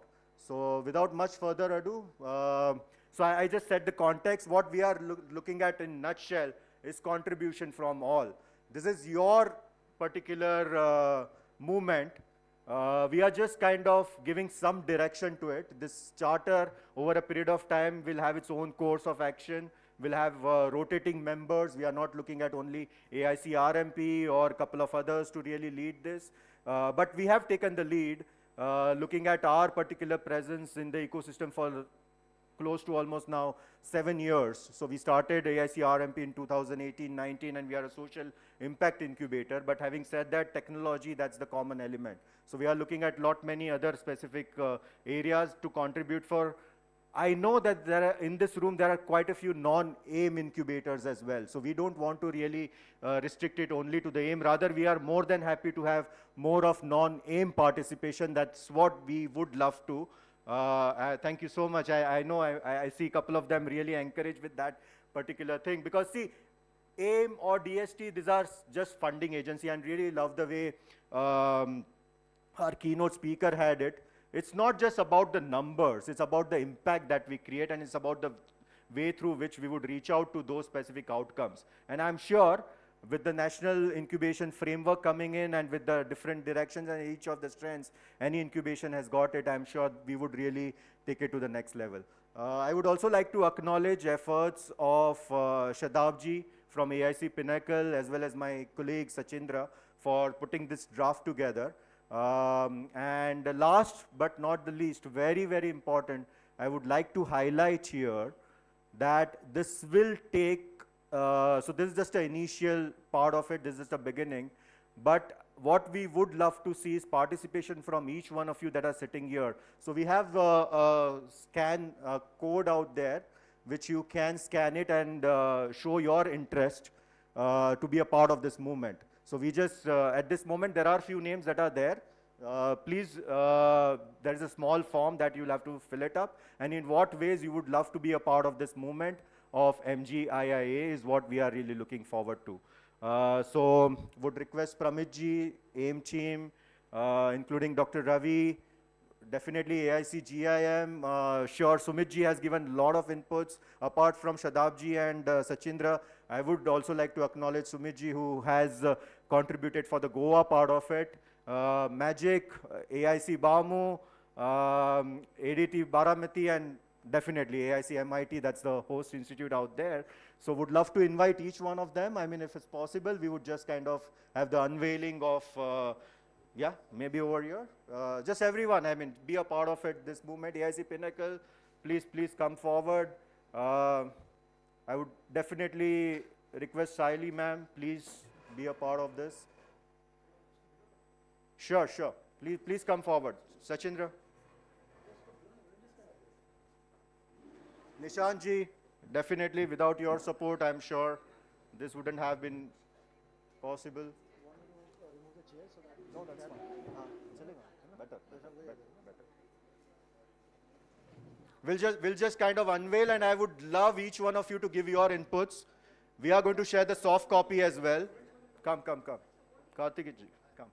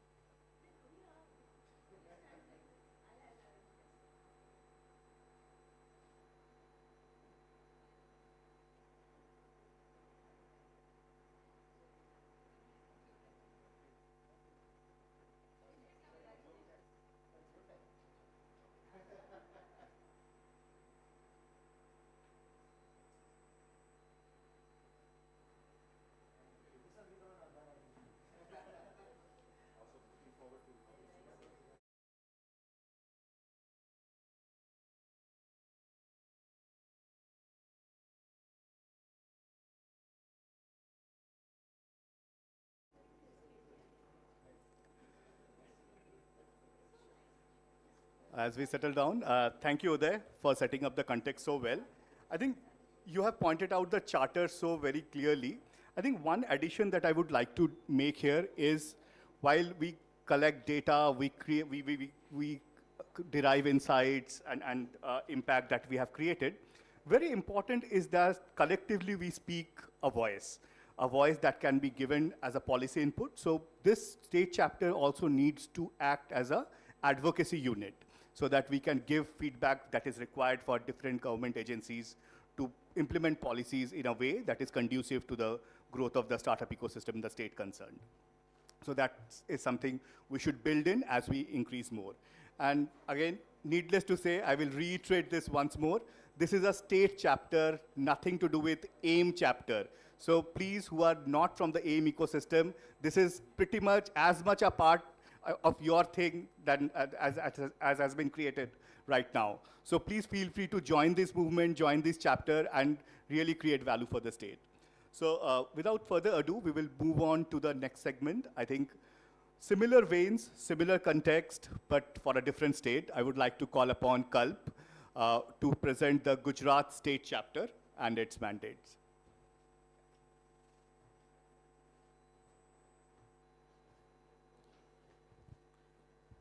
Hello. A very good afternoon to dignitaries and all my special colleagues as well. Thank you so much, AIM, for giving me this opportunity to represent the Gujarat chapter. I would like to just share what are the efforts and what are the outcomes of such initiatives that have been taken in India for the last decade and more than that. So I'd like to share my story itself. I used to work as an intern. First, I worked with a startup for like 4 or 5 years, and we reached to a level where it got up to 1.5 million readers, and we could not pivot to digital. So then I came towards the incubation part, and today I am working as a CEO where I used to work as an intern 10 years back. So I think that is a biggest role model of what Dubey sir said, what Punekar sir said, and what we can do. Also, I'm very grateful today that I have two of the mentors present over here who actually helped me go through the nitty-gritties of that. So I was a CEO with Asha in MIT Surat, and we have Dr. H.K. Dave with us. So sir, if you can please stand, and I would request everyone to have a round of applause for sir. So he actually guided me more than 2 years on how to actually become a CEO and how to actually navigate the entire government landscape. And while working with him, one day I understood that CEO तो मैं बन गया हूँ, but investments के बारे में ज़्यादा पता नहीं है. So as sir said, I took a sabbatical for the last 4 years, and I went across interacting with funds, working with HNIs and such, and also got an opportunity to where I got selected in the IMA Ventures Venture Investing Accelerator. And we have another mentor sitting over there, Supriya Sharma ma'am. If she's there, a round of applause for her as well. So I am very thankful for all the mentors who have been in the ecosystem and who helped me actually reach over here. So today, as I represent the Gujarat chapter, and it is also written in the first page of our handbook as well, that we want to kind of stop the silos that we are working in, and we want to stop the competition in between us, and how we can actually create a collaborative model where all of us can work together. आपने बताया हमने एक chapter अलग बना दिया है, but I would love to work with Uday Wankawala sir ji, and also when eminent people like Anil Wali sir, Pune sir, etc. Like if I miss someone, I'm sorry. Srinivas sir. So I would just urge that, even if you are traveling to Gujarat for even a day, I am just a call away. Please give me a call. कुछ नहीं तो मैं आपको अच्छा खाना तो खिला ही दूंगा. Right? So on that note, I would request all the dignitaries and all the people who are representing Gujarat and has kind of bared me for the last 1 week के data दो. Right? Please join us on the dais and let's unveil the Gujarat chapter book. Thank you.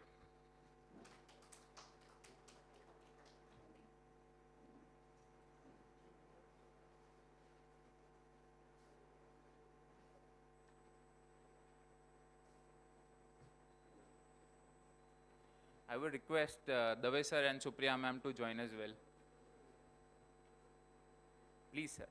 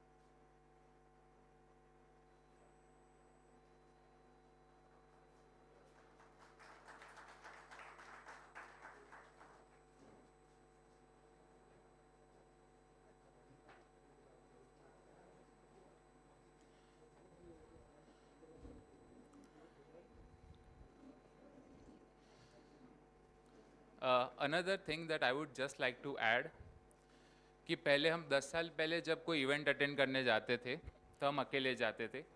आज जब सुबह मैं ये flight लिया तो I could see at least 5 familiar faces. So now I would be very thankful to AIM and all the agencies that do such in-person events, because this is the only time that we can actually have a real samvad with each other and a little bit of gossip as well. So thank you so much for that.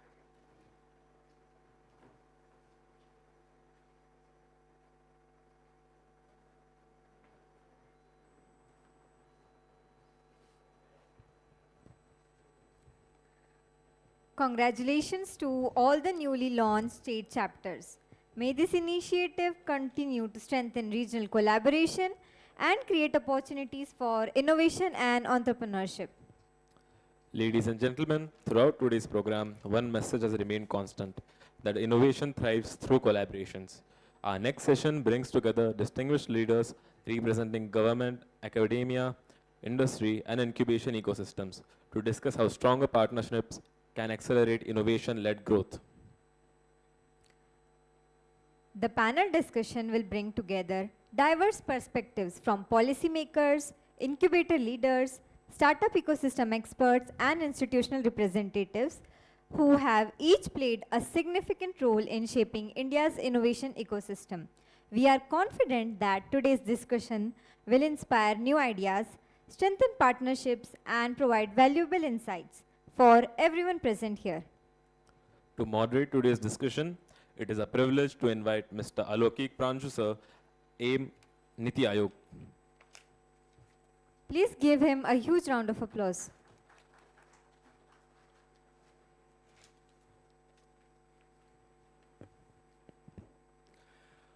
Good afternoon, everyone. So, first of all, very thankful to you to gather here for this particular discussion. We all have gathered from a diverse ecosystem of Maharashtra, Goa, and Gujarat.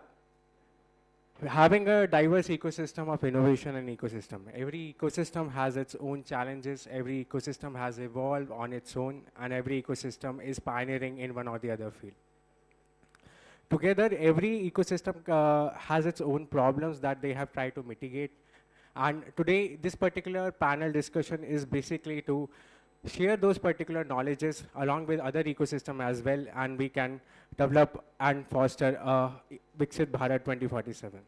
So with this thought in mind, let me invite all our dignitaries for this panelist. So first, Dr. Avinash Punekar sir from MIT-ADT. Sir, please have a seat. Dr. Ravinder Kaur from DST. Dr. Mohit Dubey from MIT-ADT. Mr. Hiram Kanikar from Goa IT department.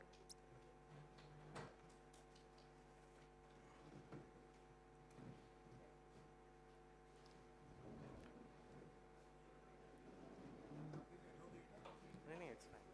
I'll moderate.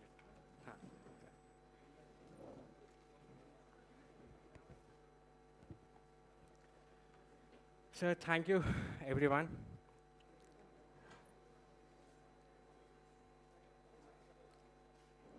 So basically, the discussion is around how industry, academia, and governance policy together can actually foster this innovation ecosystem across these 3 states. So, sir, first of all, I would like to ask Dr. Avinash. So, Dr. Avinash, Gujarat has been an industrial-driven economy always. As well as we see that iCreate's governance structure also has a lot of industrial representation.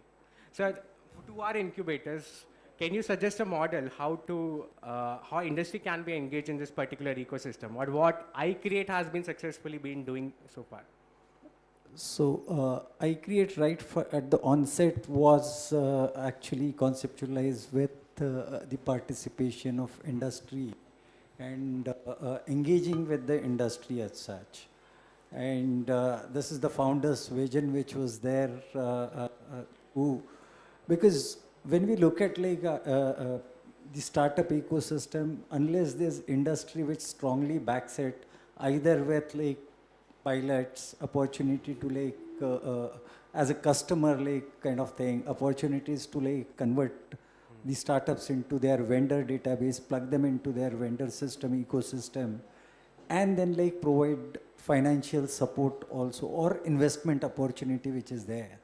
So Gujarat has always been like very like entrepreneurial street kind of thing, forward looking, spotted the opportunities, moved faster, has a more cohesive approach.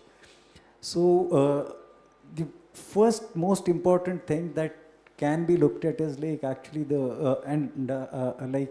he'd also mentioned earlier, the problems that we try to solve have to be like problems which the industry is facing. And unless we hear from them what are the problems they are facing, it won't really happen. There are a lot of engagements which happen. I'm quite sure like they've been happening in Pune, Mumbai, and the core centers like in the Maharashtra and Goa ecosystem. More of like actually interaction is what is essential, which I see like in Goa, which has a similarly diverse industrial base as Maharashtra. These two states have been like at the forefront of the industrial like growth. So a lot of industry leaders can contribute back. So getting that larger base of mentors from industry to handhold, to actually say whether the problems that you are trying to solve are the problems which really exist. A lot of like first level proposals which come, especially from student entrepreneurs, are going to be based on the generic knowledge of industry and probably understanding from the net, social media, Google or whatever discovery. It doesn't come from like actually what is there as an actual problem which the industry is facing. And that is when you can have like some entrepreneurs who are like actually coming from the academic institutions, but we should also focus on the entrepreneurs who are coming with some level of industry experience. They bring in like actually the detailed knowledge of like what exactly is the problem, what can be solved in a better manner. So it's a mix that probably we need to do. Maybe like at some point in time we should do a mix and match, or like actually whatever speed dating between like industry experience or mid-level like folks who want to like tie up with the youngsters. One thing is emerging technologies, the academia and research institutions are better positioned to like actually take that completely new technology and develop ventures around it. But when you look at like existing industries, but improvement in that, the experienced entrepreneurs can come in a much better manner. So that mix has to be there somewhere. A platform to interface or interact has to be provided. A lot of interactions I've seen in Gujarat are revolved around that. And that has been like its plus point. Thank you, Dr. Avinash. So since you talked about academia and research institution, Dr. Mohit, I would like to ask, see, in the last decade, almost 90% of the incubators have emerged from either academic institutions or research institutions. But the quantity doesn't matter. It's always has been the quality that actually matters. So what, according to your perspectives, is lacking in the academic institutions that is not able to foster a kind environment that can actually support the startup ecosystem? Thank you. First of all, very good question, a very important question. And just to add to the previous question of yours, as you look at the Trioca, the triple helix model of government, which lays down the policy, the rules of the land, the people have to follow those policies kind of thing, right?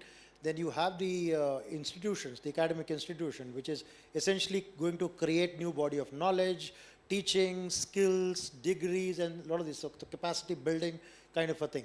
And then the industry is there, right? So they are going to commercialize it, not just within the domestic market, but also take it to the global market. So that's the Trioca side of it, right? When you bring the facilitator role of the government through policy intervention, the institutions, the academic institutions, by unlocking the value of the students, the faculties in their labs and all of those things. So that gets created as a body of knowledge. And then the industry takes that and commercializes it. That's the Trioca side of things, right? But when you look at institutions, as academic institutions in silo, what is lacking, what is hampering these institutions is the fragmented nature of our institutions right now, right? somebody thought it was right time after 36 years that the country needed a new policy. And when the new policy, the last policy that came was in 1986, and the new policy came in 2020. Even after 6 years, when you actually go and start looking at what is the ground zero implementation, it's still a huge challenge. Because there were not enough leaders back then who understood the policy. How do you read the policy? The policy is not like a novel. It needs to be deciphered in such a fashion that I can make some business rules out of it, so that my faculty, my student, they understand what are they supposed to do. Now you throw in all of these elements where you say a formal degree education is one side of things, right? There's an NCRF National Credit Framework which is proposed under the NEP, where it allows you to switch your credits on 3 dimensions, right? One is your normal professional education that you are doing. Second is the skill education, right? And that's why there was a separate framework called NSQF, National Skills Qualification Framework, under NSDC, which took care of all of those things. Then the third dimension is the RPL. It's called recognition of prior learning. As I think someone was mentioning, a lot of these community innovation centers, the ACICs that were created initially, were to cater to these areas, right? The innovation may not reside in our formal education. When you go out and you have seen when you go to these small places, the innovation that resides in there, like Kolhapur, Nasik, you go to UP, anywhere, you'll find these artisans, right? So how do you bring them back into this whole thing? And that's why this whole concept of lifelong learner, right? So all of these things were fragmented in nature. The attempt of NEP is to bring all of those learning into one platform and creditize that learning. You have to also recognize people that if they have possessed certain skill, we can do this recognition that you are at certain level, right? So that is called the RPL, the recognition of prior learning. I'm pretty sure every village in this country has an innate indigenous uniqueness, the USP of that place that can be converted. That is one side of it. The second part is most of these institutions, academic institutions, focus are their first degree, right? As a country, we are around 80% of our kids are in undergrad education, right? When you look at Western models, they are more heavy on their master's and PhD program. That is where even the best of the best undergrad from IITs, they don't pursue masters here. They pursue masters outside. Because masters is a very thin band right now. 12% of our kids only do masters. Around less than 5%, 7% is around PhD. If you have a very thin band of these, as a capacity itself, add the quality part of it. None of our IIT undergrads or the best institution undergrads are pursuing their masters or PhD, even in the same IITs. Because, the kind of stipend that they get, the kind of flexibility that they get, the kind of academic freedom that they get in these Western models is phenomenal. So I think some of these pieces which are fragmented, there is an attempt that how do you bring a lot of these elements together. Because now if you want to move from, as Avinashji mentioned, service-led nation, service-led innovation to the product-driven nation, product-led innovation, the IP holds the biggest differentiator. Where will these IP come from? These will come from my phenomenal masters and the PhD programs. But unfortunately, we are stuck with the huge band of undergrad education in this country. And that is where a lot of our efforts have been into how do you inspire some of these young kids right from an early stage at 8th, 9th, 10th through 8 years, that if they start thinking through an IP lens. और अभी तक IP लोगों को लगता था patent होता है. मैंने कहा मैं डिज़ाइन स्कूल चलाता हूँ, मेरे बच्चे फिल्म बनाते हैं, मेरे बच्चे पोएम लिखते हैं, वो पैटेंट्स नहीं करेंगे, वो कॉपीराइट करेंगे. So people, awareness about this whole IPR layer, and I can see Avinashji here, he is a partner in crime on a lot of these things with our university also. I think the awareness of putting together this fragmented nature of our ecosystem is, for the first time it is being attempted to bring these young kids and bring them towards the IPRization of it, the skills and the technologies itself is changing. So this is a long drawn journey. This is not a 0-1 kind of a stage, right? It's not 0-1. It's a journey, it's a marathon that needs to be run for a longer period of time. And forums like this will contribute towards a lot of these things. I see Supriya ji here. A lot of people, when I used to ask my startups, when they used to come to me, I said, what's the color of money that you're looking at? I said, money का कौन सा color होता है? वो दो ही हैं, या तो नोट हरा होता है या लाल वाला होता है. मैंने कहा, no, the color of money that I'm asking is whether you need grant whether you need a debt kind of a linked instruments which is non-dilutive or an equity capital, right? So that awareness at each level, you know, we were talking about the TRL compass that just came out. There was no uniform standard definition of what is TRL level, what is TRL level 2, what is 3 and all of those things. So I think these initiatives that are being drawn right now in the country are going to take the whole narrative in next 10 years towards this IP-led deep tech startups phenomenally coming out of the university system itself, just like any other developed economy has built. Thank you, Mohit. So Mohit, you talked about IP and technology commercialization. So my next question is to Mr. Ravindra Gaur. So, sir, why there is a gap between the technology research and commercializing those technology or the patents that have been developing in India? Where are we lacking that? There's a huge number of patents and design patents and technology being filed every year annually, but a lot of them are not turned into a product or an enterprise. Where are we lacking? So on behalf of Department of Science and Technology, I will let you know that I started working in Department of Science and Technology way back in the year of 1998 onwards. So there are several programs in the department. As sir has been already mentioned that you have to identify a particular specific problem for giving a solution. Like our country was earlier having a problem for technology development itself, initial stage. Then we are running the several programs in our department for sensor instrumentation, industrial instrumentation, then analytical and optical instrumentation. So those days, industries were not available. The industries were at the grassroots levels. So department runs several programs for several years. Around 10 years, we are giving grant in aid to the research institution, academic institutions. So most of the IITs are coming and most of the institutes are coming to taking our grant from the southern part of the country like Tamil Nadu, because they are the developed states. So we are gathering here for discussing the state chapters. Similarly, in our country, we are having state S&T councils. So department established various state S&T councils. There are state S&T councils which have converted into the Department of Science and Technology in the states. So those state S&T councils are already available from last now 20-30 years. These were established in 1971. So those programs which were running for technology development, they were initially not having the industrial contribution. So we start giving the project based on the industrial contribution. Initially we start to provide the support in the form of kind. So some industry should come forward and contribute in the form of kind. Maybe they will provide one manpower, some consumer will to contribute in a project which can convert the technology in a viable product, but still it does not work. Then we have taken further reformation or reformulation of our policies and taken these programs to our other divisions like National Entrepreneurship Board division was created.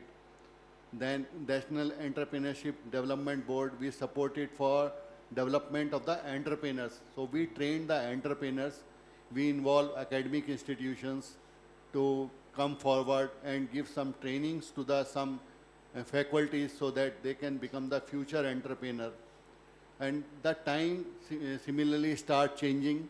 And now from last 4 or 5 years, you are seeing that there is a startup culture has been developed, ecosystem has been developed. So way back around 15-20 years, our department started creating the technology business incubators. So those technology business incubators were the initial stage, were not in a position to commercialize a technology. But those technology business incubators are having various divisions like accounts divisions, mentors were available. So mentor resources were created, accountant were created, space will be provided. So we insisted to the academic institutions to provide infrastructure where the startup can come or industries can come and discuss with the mentors. So several incubators were created, around 185 incubators were initially created, and it was most of the incubators were in metropolitan cities like Madras, some IITs, IIT Mumbai, Calcutta, IIT Kharagpur. So those incubators were created. But the tier 2, tier 3 cities, there was no incubators were available. Then another scheme we have initiated or initiated like ITY, Inclusive Technology Business Incubators.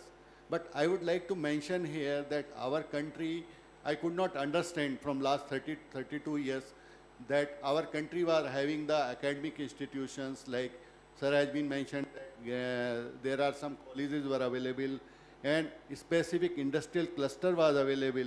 Why the government has not initially supported to those academic institutions, why IIT, ISER, NISER were created, but somehow some faculties has been trained in this and our system is developing further and like now we have a third startup ecosystem available and the commercialization is going on.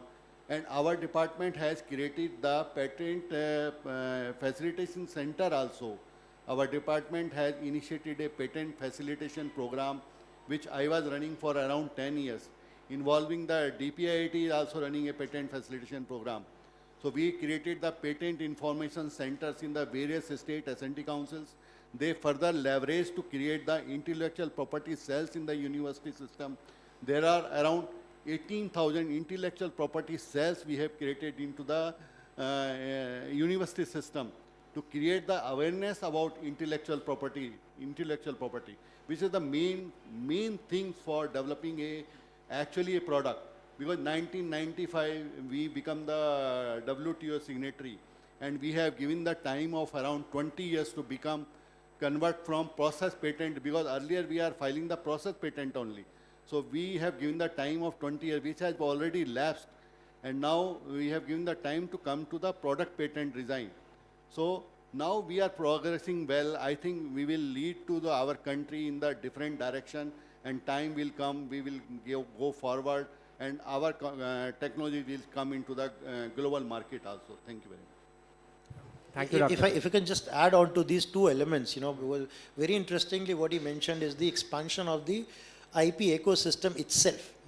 First people were just filing it, from a lab kind of a thing. They were not thinking about the commercialization side of it, right?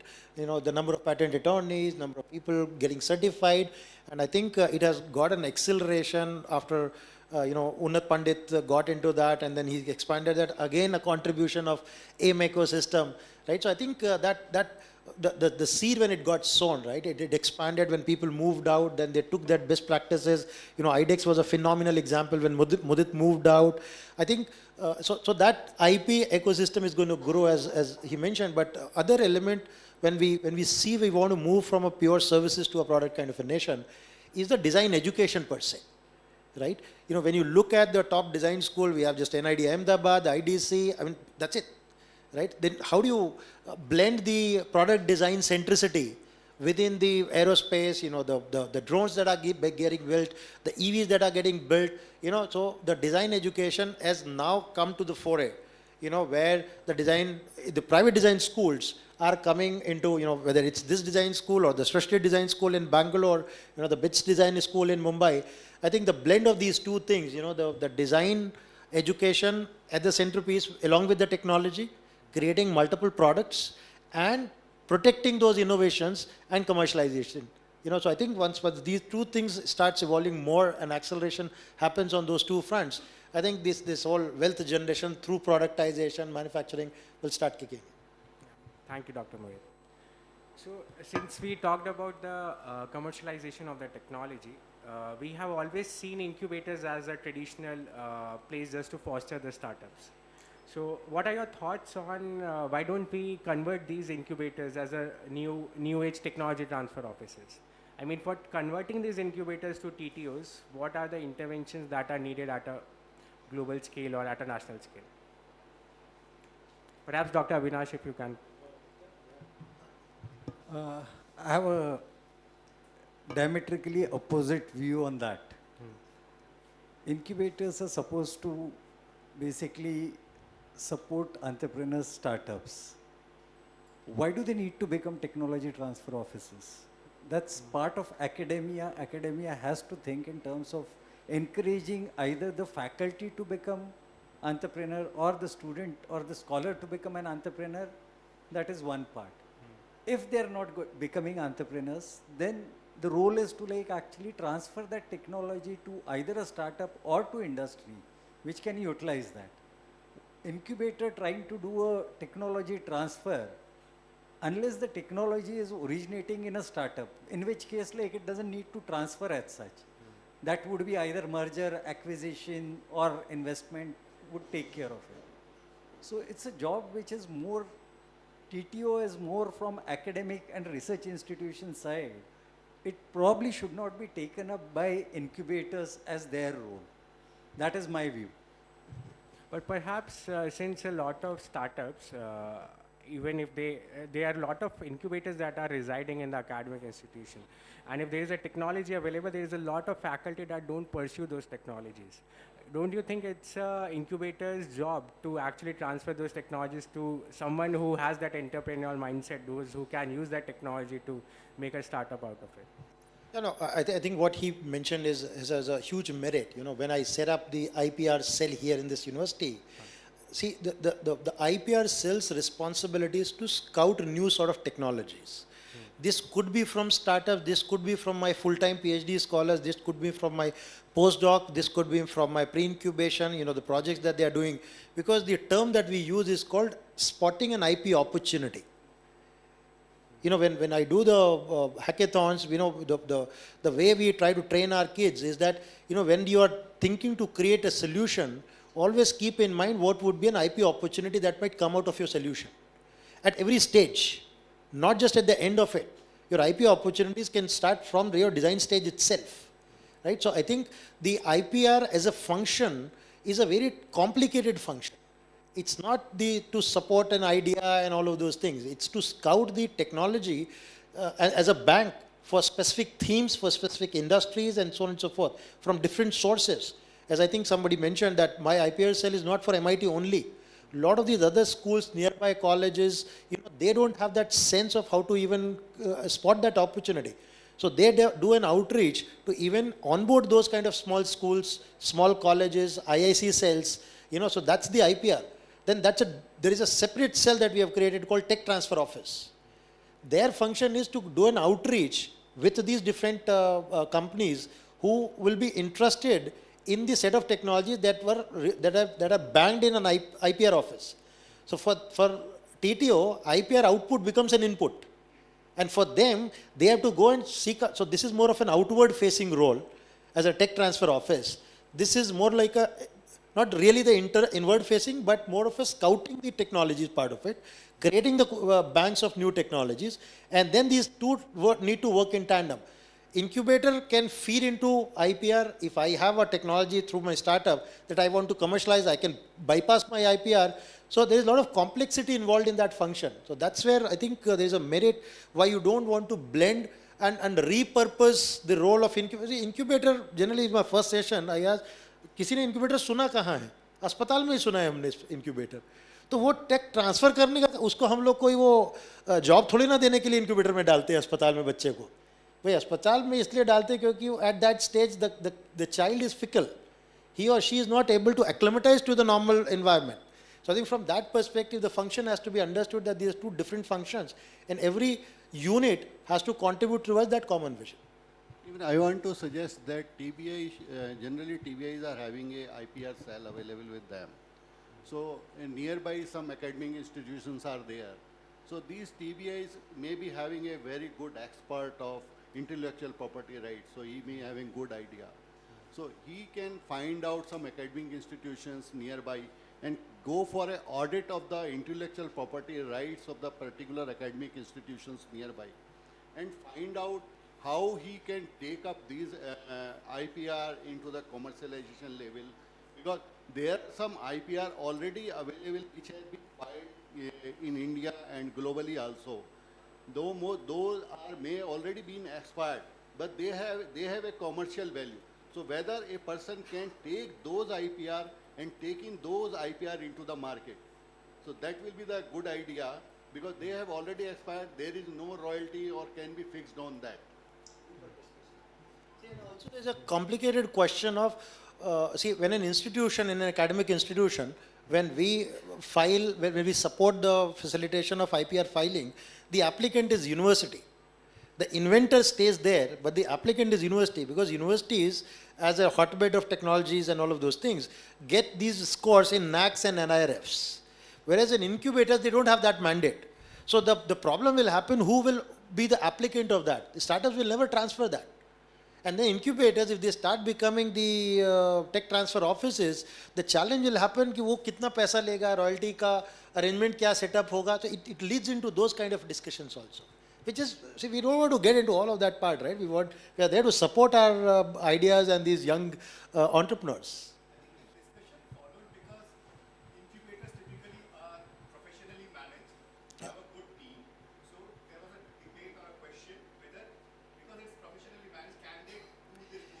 They can. If you remember FITT, right, the original incubator 1992, it was created with that mandate itself, right? But then it had to expand. And then the whole core function of tech transfer office versus supporting the startups had to, see, because it's a very large landscape of supporting startups, right? There's a lot of things that we need to do. Whereas with the commercialization and protection, the IPR and the tech transfer side of it, it's a dedicated function. Thank you, Mohit. Yeah, I think we have talked too much about technology transfer. Let's move on to another segment of this. So, Hiramji, Goa is known for a vacation place. So, Goa has consciously not chosen any niche in the startup ecosystem. But if we see our recent Goa startup policy, you have an emphasis on the design and creativity. So, just for our audience, why this particular sector and why do you have chosen this? Yeah, thank you, Aloki. Myself, Hiram, and I am representing Startup and IT Promotion Cell of the Goa government. And I am also fairly young to this startup ecosystem. But anyways, we are promoting Goa as a creative capital of the country. So what basically we are doing is we are promoting, creators, digital content creators, and those kind of like we had recently had events like Shakathon. I believe you all will be aware about Shakathon. So we are promoting vacation wherein you can work and you can unwind as well. So basically it's like you can work from the shacks, okay? And we will be creating some pods.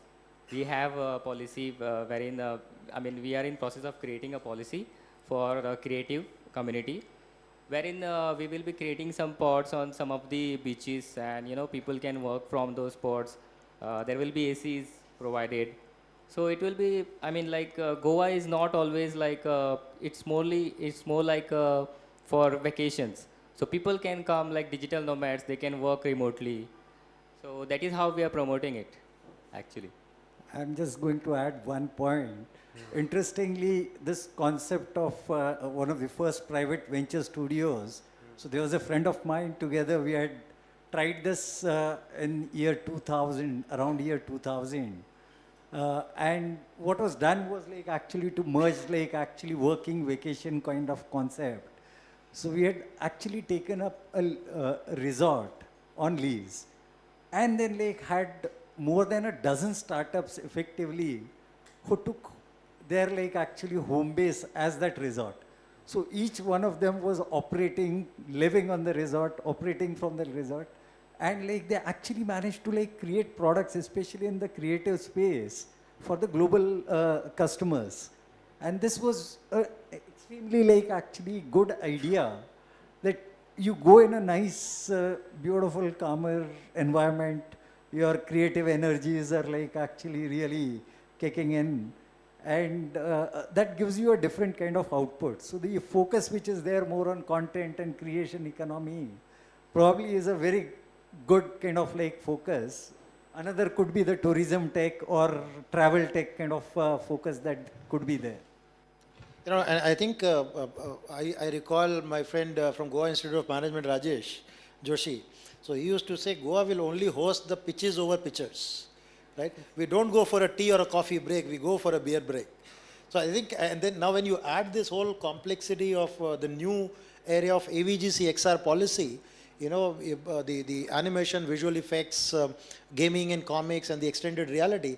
I think Goa and Maharashtra, especially Mumbai, you know, the IICT, because of IICT, that whole belt is going to be a phenomenal churner of this innovation in this AVGC XR space, which is where I think the Goa, why don't you make wines for oranges and grapes and all that? That's the biggest By the seller for way, you guys. Gujarat is not behind. Gift City has probably, like all of you have heard that, like it has just started allowing alcohol. So over beer, you can always probably have your meetings there. It's a challenge of who sells a better beer. Sir, I would just like to add on, even for the AVGC, we were in talks with the concerned people, but unfortunately it has not picked up, but we are following up on it for AVGC. Yeah. Yeah, Ashish ji only we had met. Yeah. Yes. So one more thing there said we have accelerator called Build 3, which is on the on the beach side actually, wherein startups they come there, they incubate, they provide mentorship support, and then they have those yoga sessions and all that. So it's like work and relax. So that's how we are promoting the Goa as a creative capital. Thank you, Ranjan. Seeing the limitation of time, I would just like to end the panel with just one last question to each one of you. So if after this. So if you had the opportunity to change just one thing to accelerate the innovation growth in India, what would that be? A policy, a mindset, or an infrastructure, an institution? What can you change and how it would affect the whole innovation ecosystem in India? Perhaps Hiramji can start. Yeah, see, every state they have their strength, right? So, for example, Goa has its strength in tourism or creative domain. So basically, we have startups which are mostly in tourism tech, and as I said, we are promoting Goa as a creative capital. So I believe each state should focus on their strengths and then try to work on those strengths so that they can have a better ecosystem. Thank you. Dr. Gaur. As far as my concern is that every state is having a state council like thing, and you are having an incubator available there. Every state should find out what are the resources available there, what are the challenges available in their states. That incubators, coordinator or CEO should go to the field and find out what are the community problems are there, who are the grassroots innovators who can provide the solution to those challenges which are having in the community. Then they can come forward and involve the other institutions, other incubators who can help them to find out to prove that, provide the solution of that particular problem. As far as the Department of Science and Technology concerned, we are having several schemes like Science and Society scheme, seed program we are having, under which you can go forward and submit, you can get the grant also to provide the solution of that particular problem. You can do the research there, then you can come to the incubators for developing a particular technology. You can start your own startup.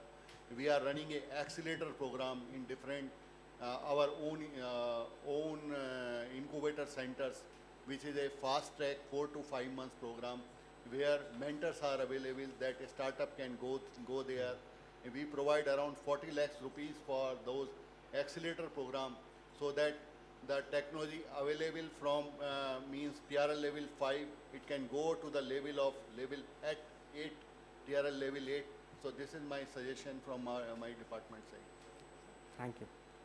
Mine is more from the startup founders side. Each state has policies and support mechanism in place for startups, ventures which are registered in the state. Sometimes the entrepreneur comes from outside, incorporates in the state. Sometimes the entrepreneur is from the state, but probably to best realize his venture needs to like actually also be in another state. So can we like actually have a government kind of intervention which allows the startup to probably like in a way coexist in more than one state, and also take schemes from both those states. If that is allowed, like the best of the thing, he would be able to, she would be able to access. There might be some better incentives for certain industries in one state, whereas another one might actually provide for the complementary kind of support. So if it could be there, because ultimately like a startup is going to be the asset for the nation. And incorporating in one place, but ultimately locating, being head office, or maybe a main production facility or your research facility in another state. So why not allow a startup to like actually access schemes and support from more than one state? If they can demonstrate that like while they are incorporated in one state, but more of their facility is in the state where they are accessing the schemes or whatever facilities.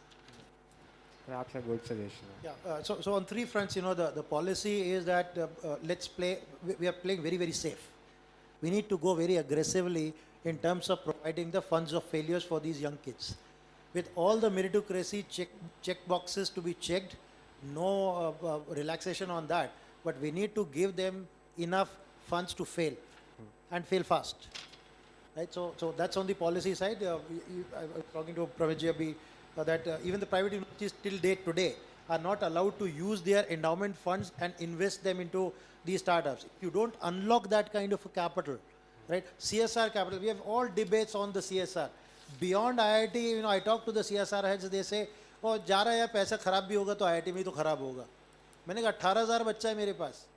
So we need to channelize some of these CSR capital, the endowment funds, a lot of these other things towards these system, right?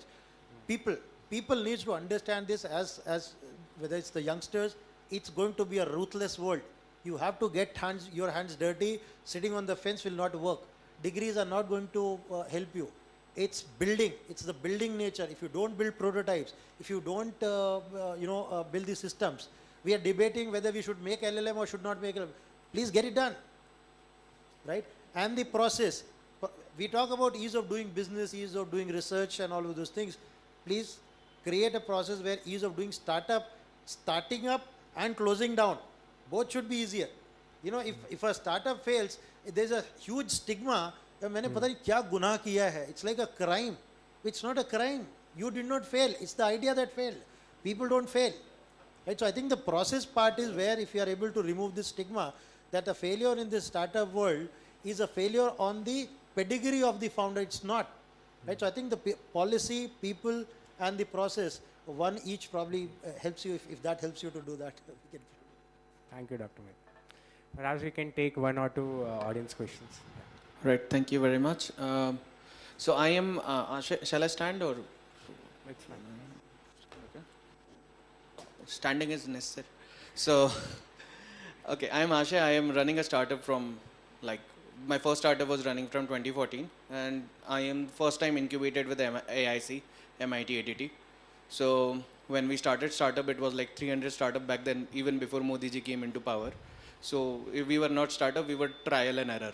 So now I am hearing the government decides the policy, because from your insights, government decides the policy, and then he is asking about technology transfer and then the intellectual capital.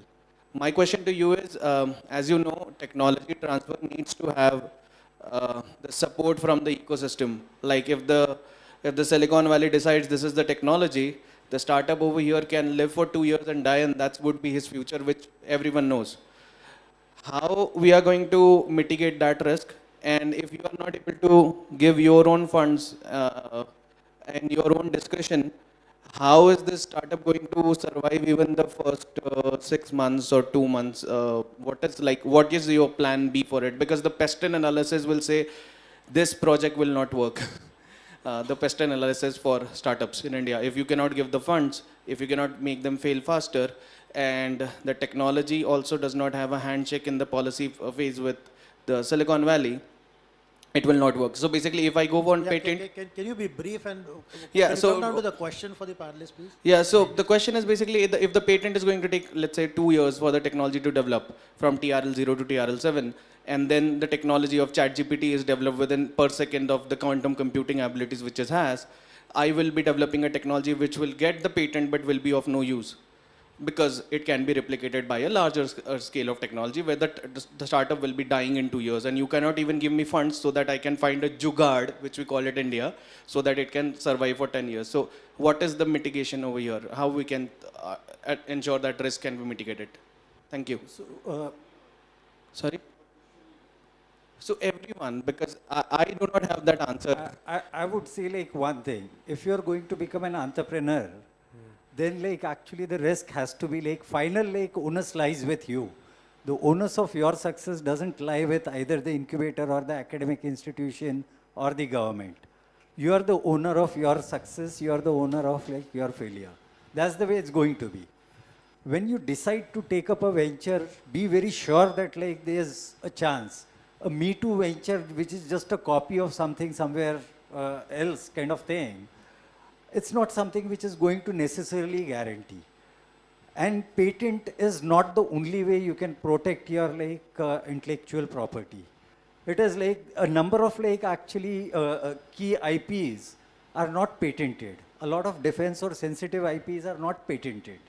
Okay, so patent is not. What you can take out like your uniqueness of your discovery, your invention or your product, if you can take it to the market faster, you would be able to succeed. So no one else is going to make sure that like, oh, because like it is taking 1 year, 2 years to patent, and that is like actually the reason. No, it has improved.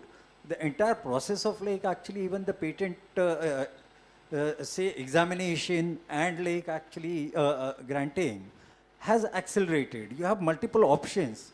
Government and agencies have created number of schemes to like actually subsidize that. So you can't say, oh, patenting process was expensive, so I didn't go for it.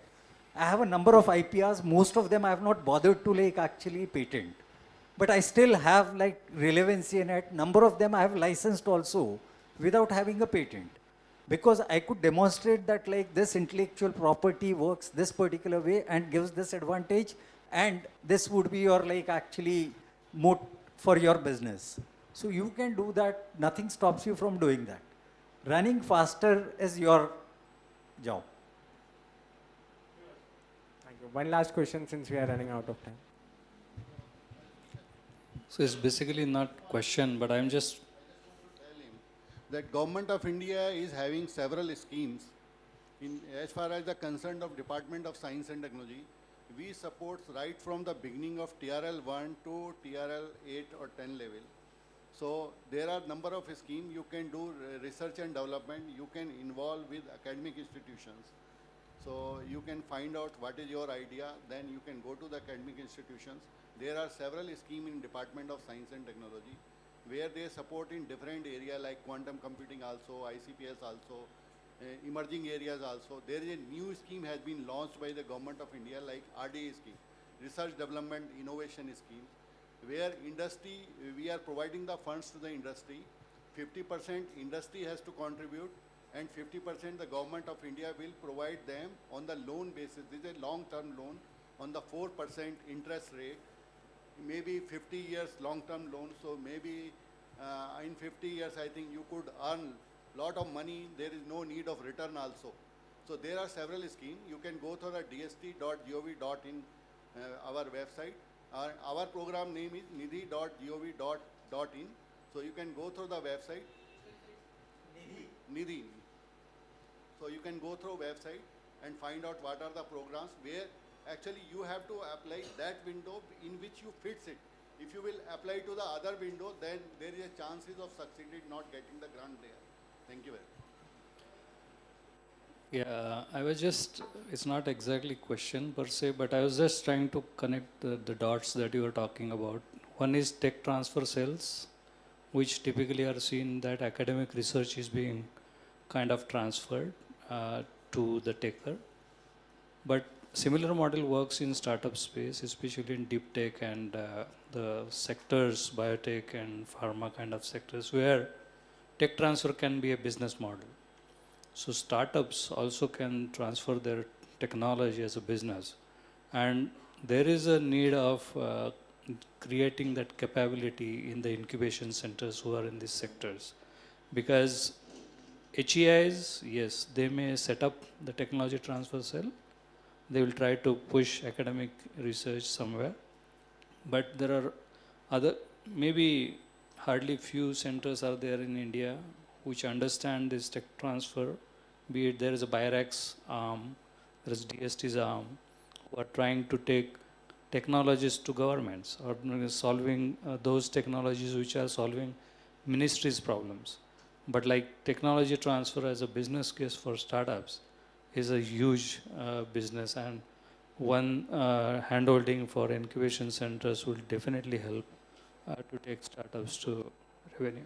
Yeah, just to add to this thing, right, at IITM Pravartak, which is a TIH, right, a lot of these IITM faculties who have created these IPs within the IITM ecosystem, you know, they transfer their technologies to startups, where the startups will only pick up that technology and start building the business case out of it, right? Because eventually startups are supposed to make money, supposed to generate wealth, create jobs. They are not scientists. That's why it's a two separate function. So as you rightly pointed out, that could be one source of IP getting into startups, but startups have to eventually think through this layer. How do I make money on top of this whole IP that I source through these cells? It's already a case study.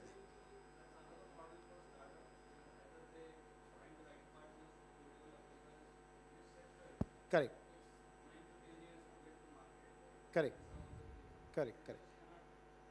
Absolutely. No, the corporate innovation programs, you know, typically corporate innovation programs that arise and those other programs that we ran, you know, the idea was that the corporate partners gives the problem statements, co-develop it, and then they'll take it to the market. I know, but I think the concept was sown, but it needs to be expanded. You're right. You're 100% right. I think there was one question. Thank you, Dubey sir. Keep the question brief, please. Just very short question. I am from medical background and I have startup related with healthcare, and I am very weak with technology. So, is it mandatory to learn the technology, or where I should collaborate? क्या सीखोगे?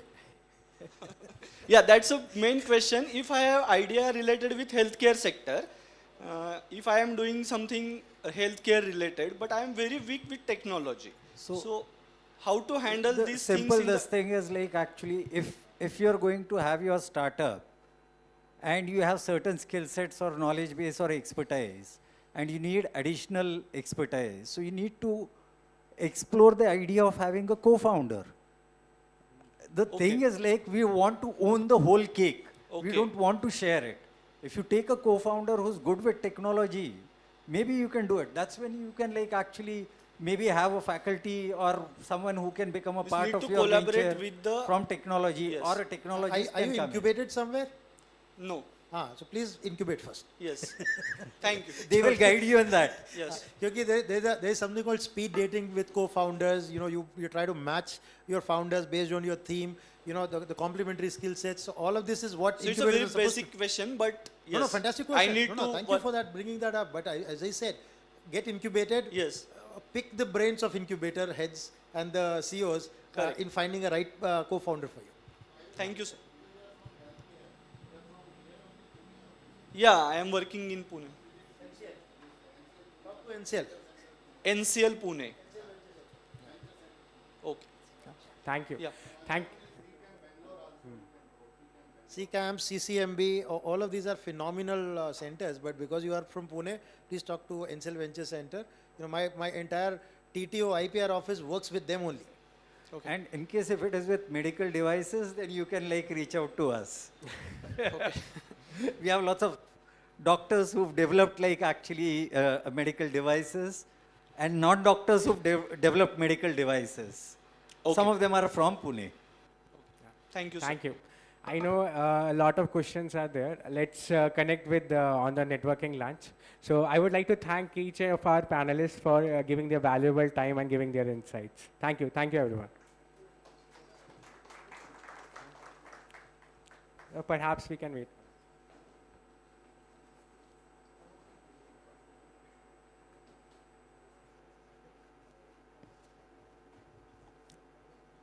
Thank you to all the esteemed panelists for a truly enriching discussion. Your insights have highlighted the importance of aligning policy, institutions, incubation ecosystems,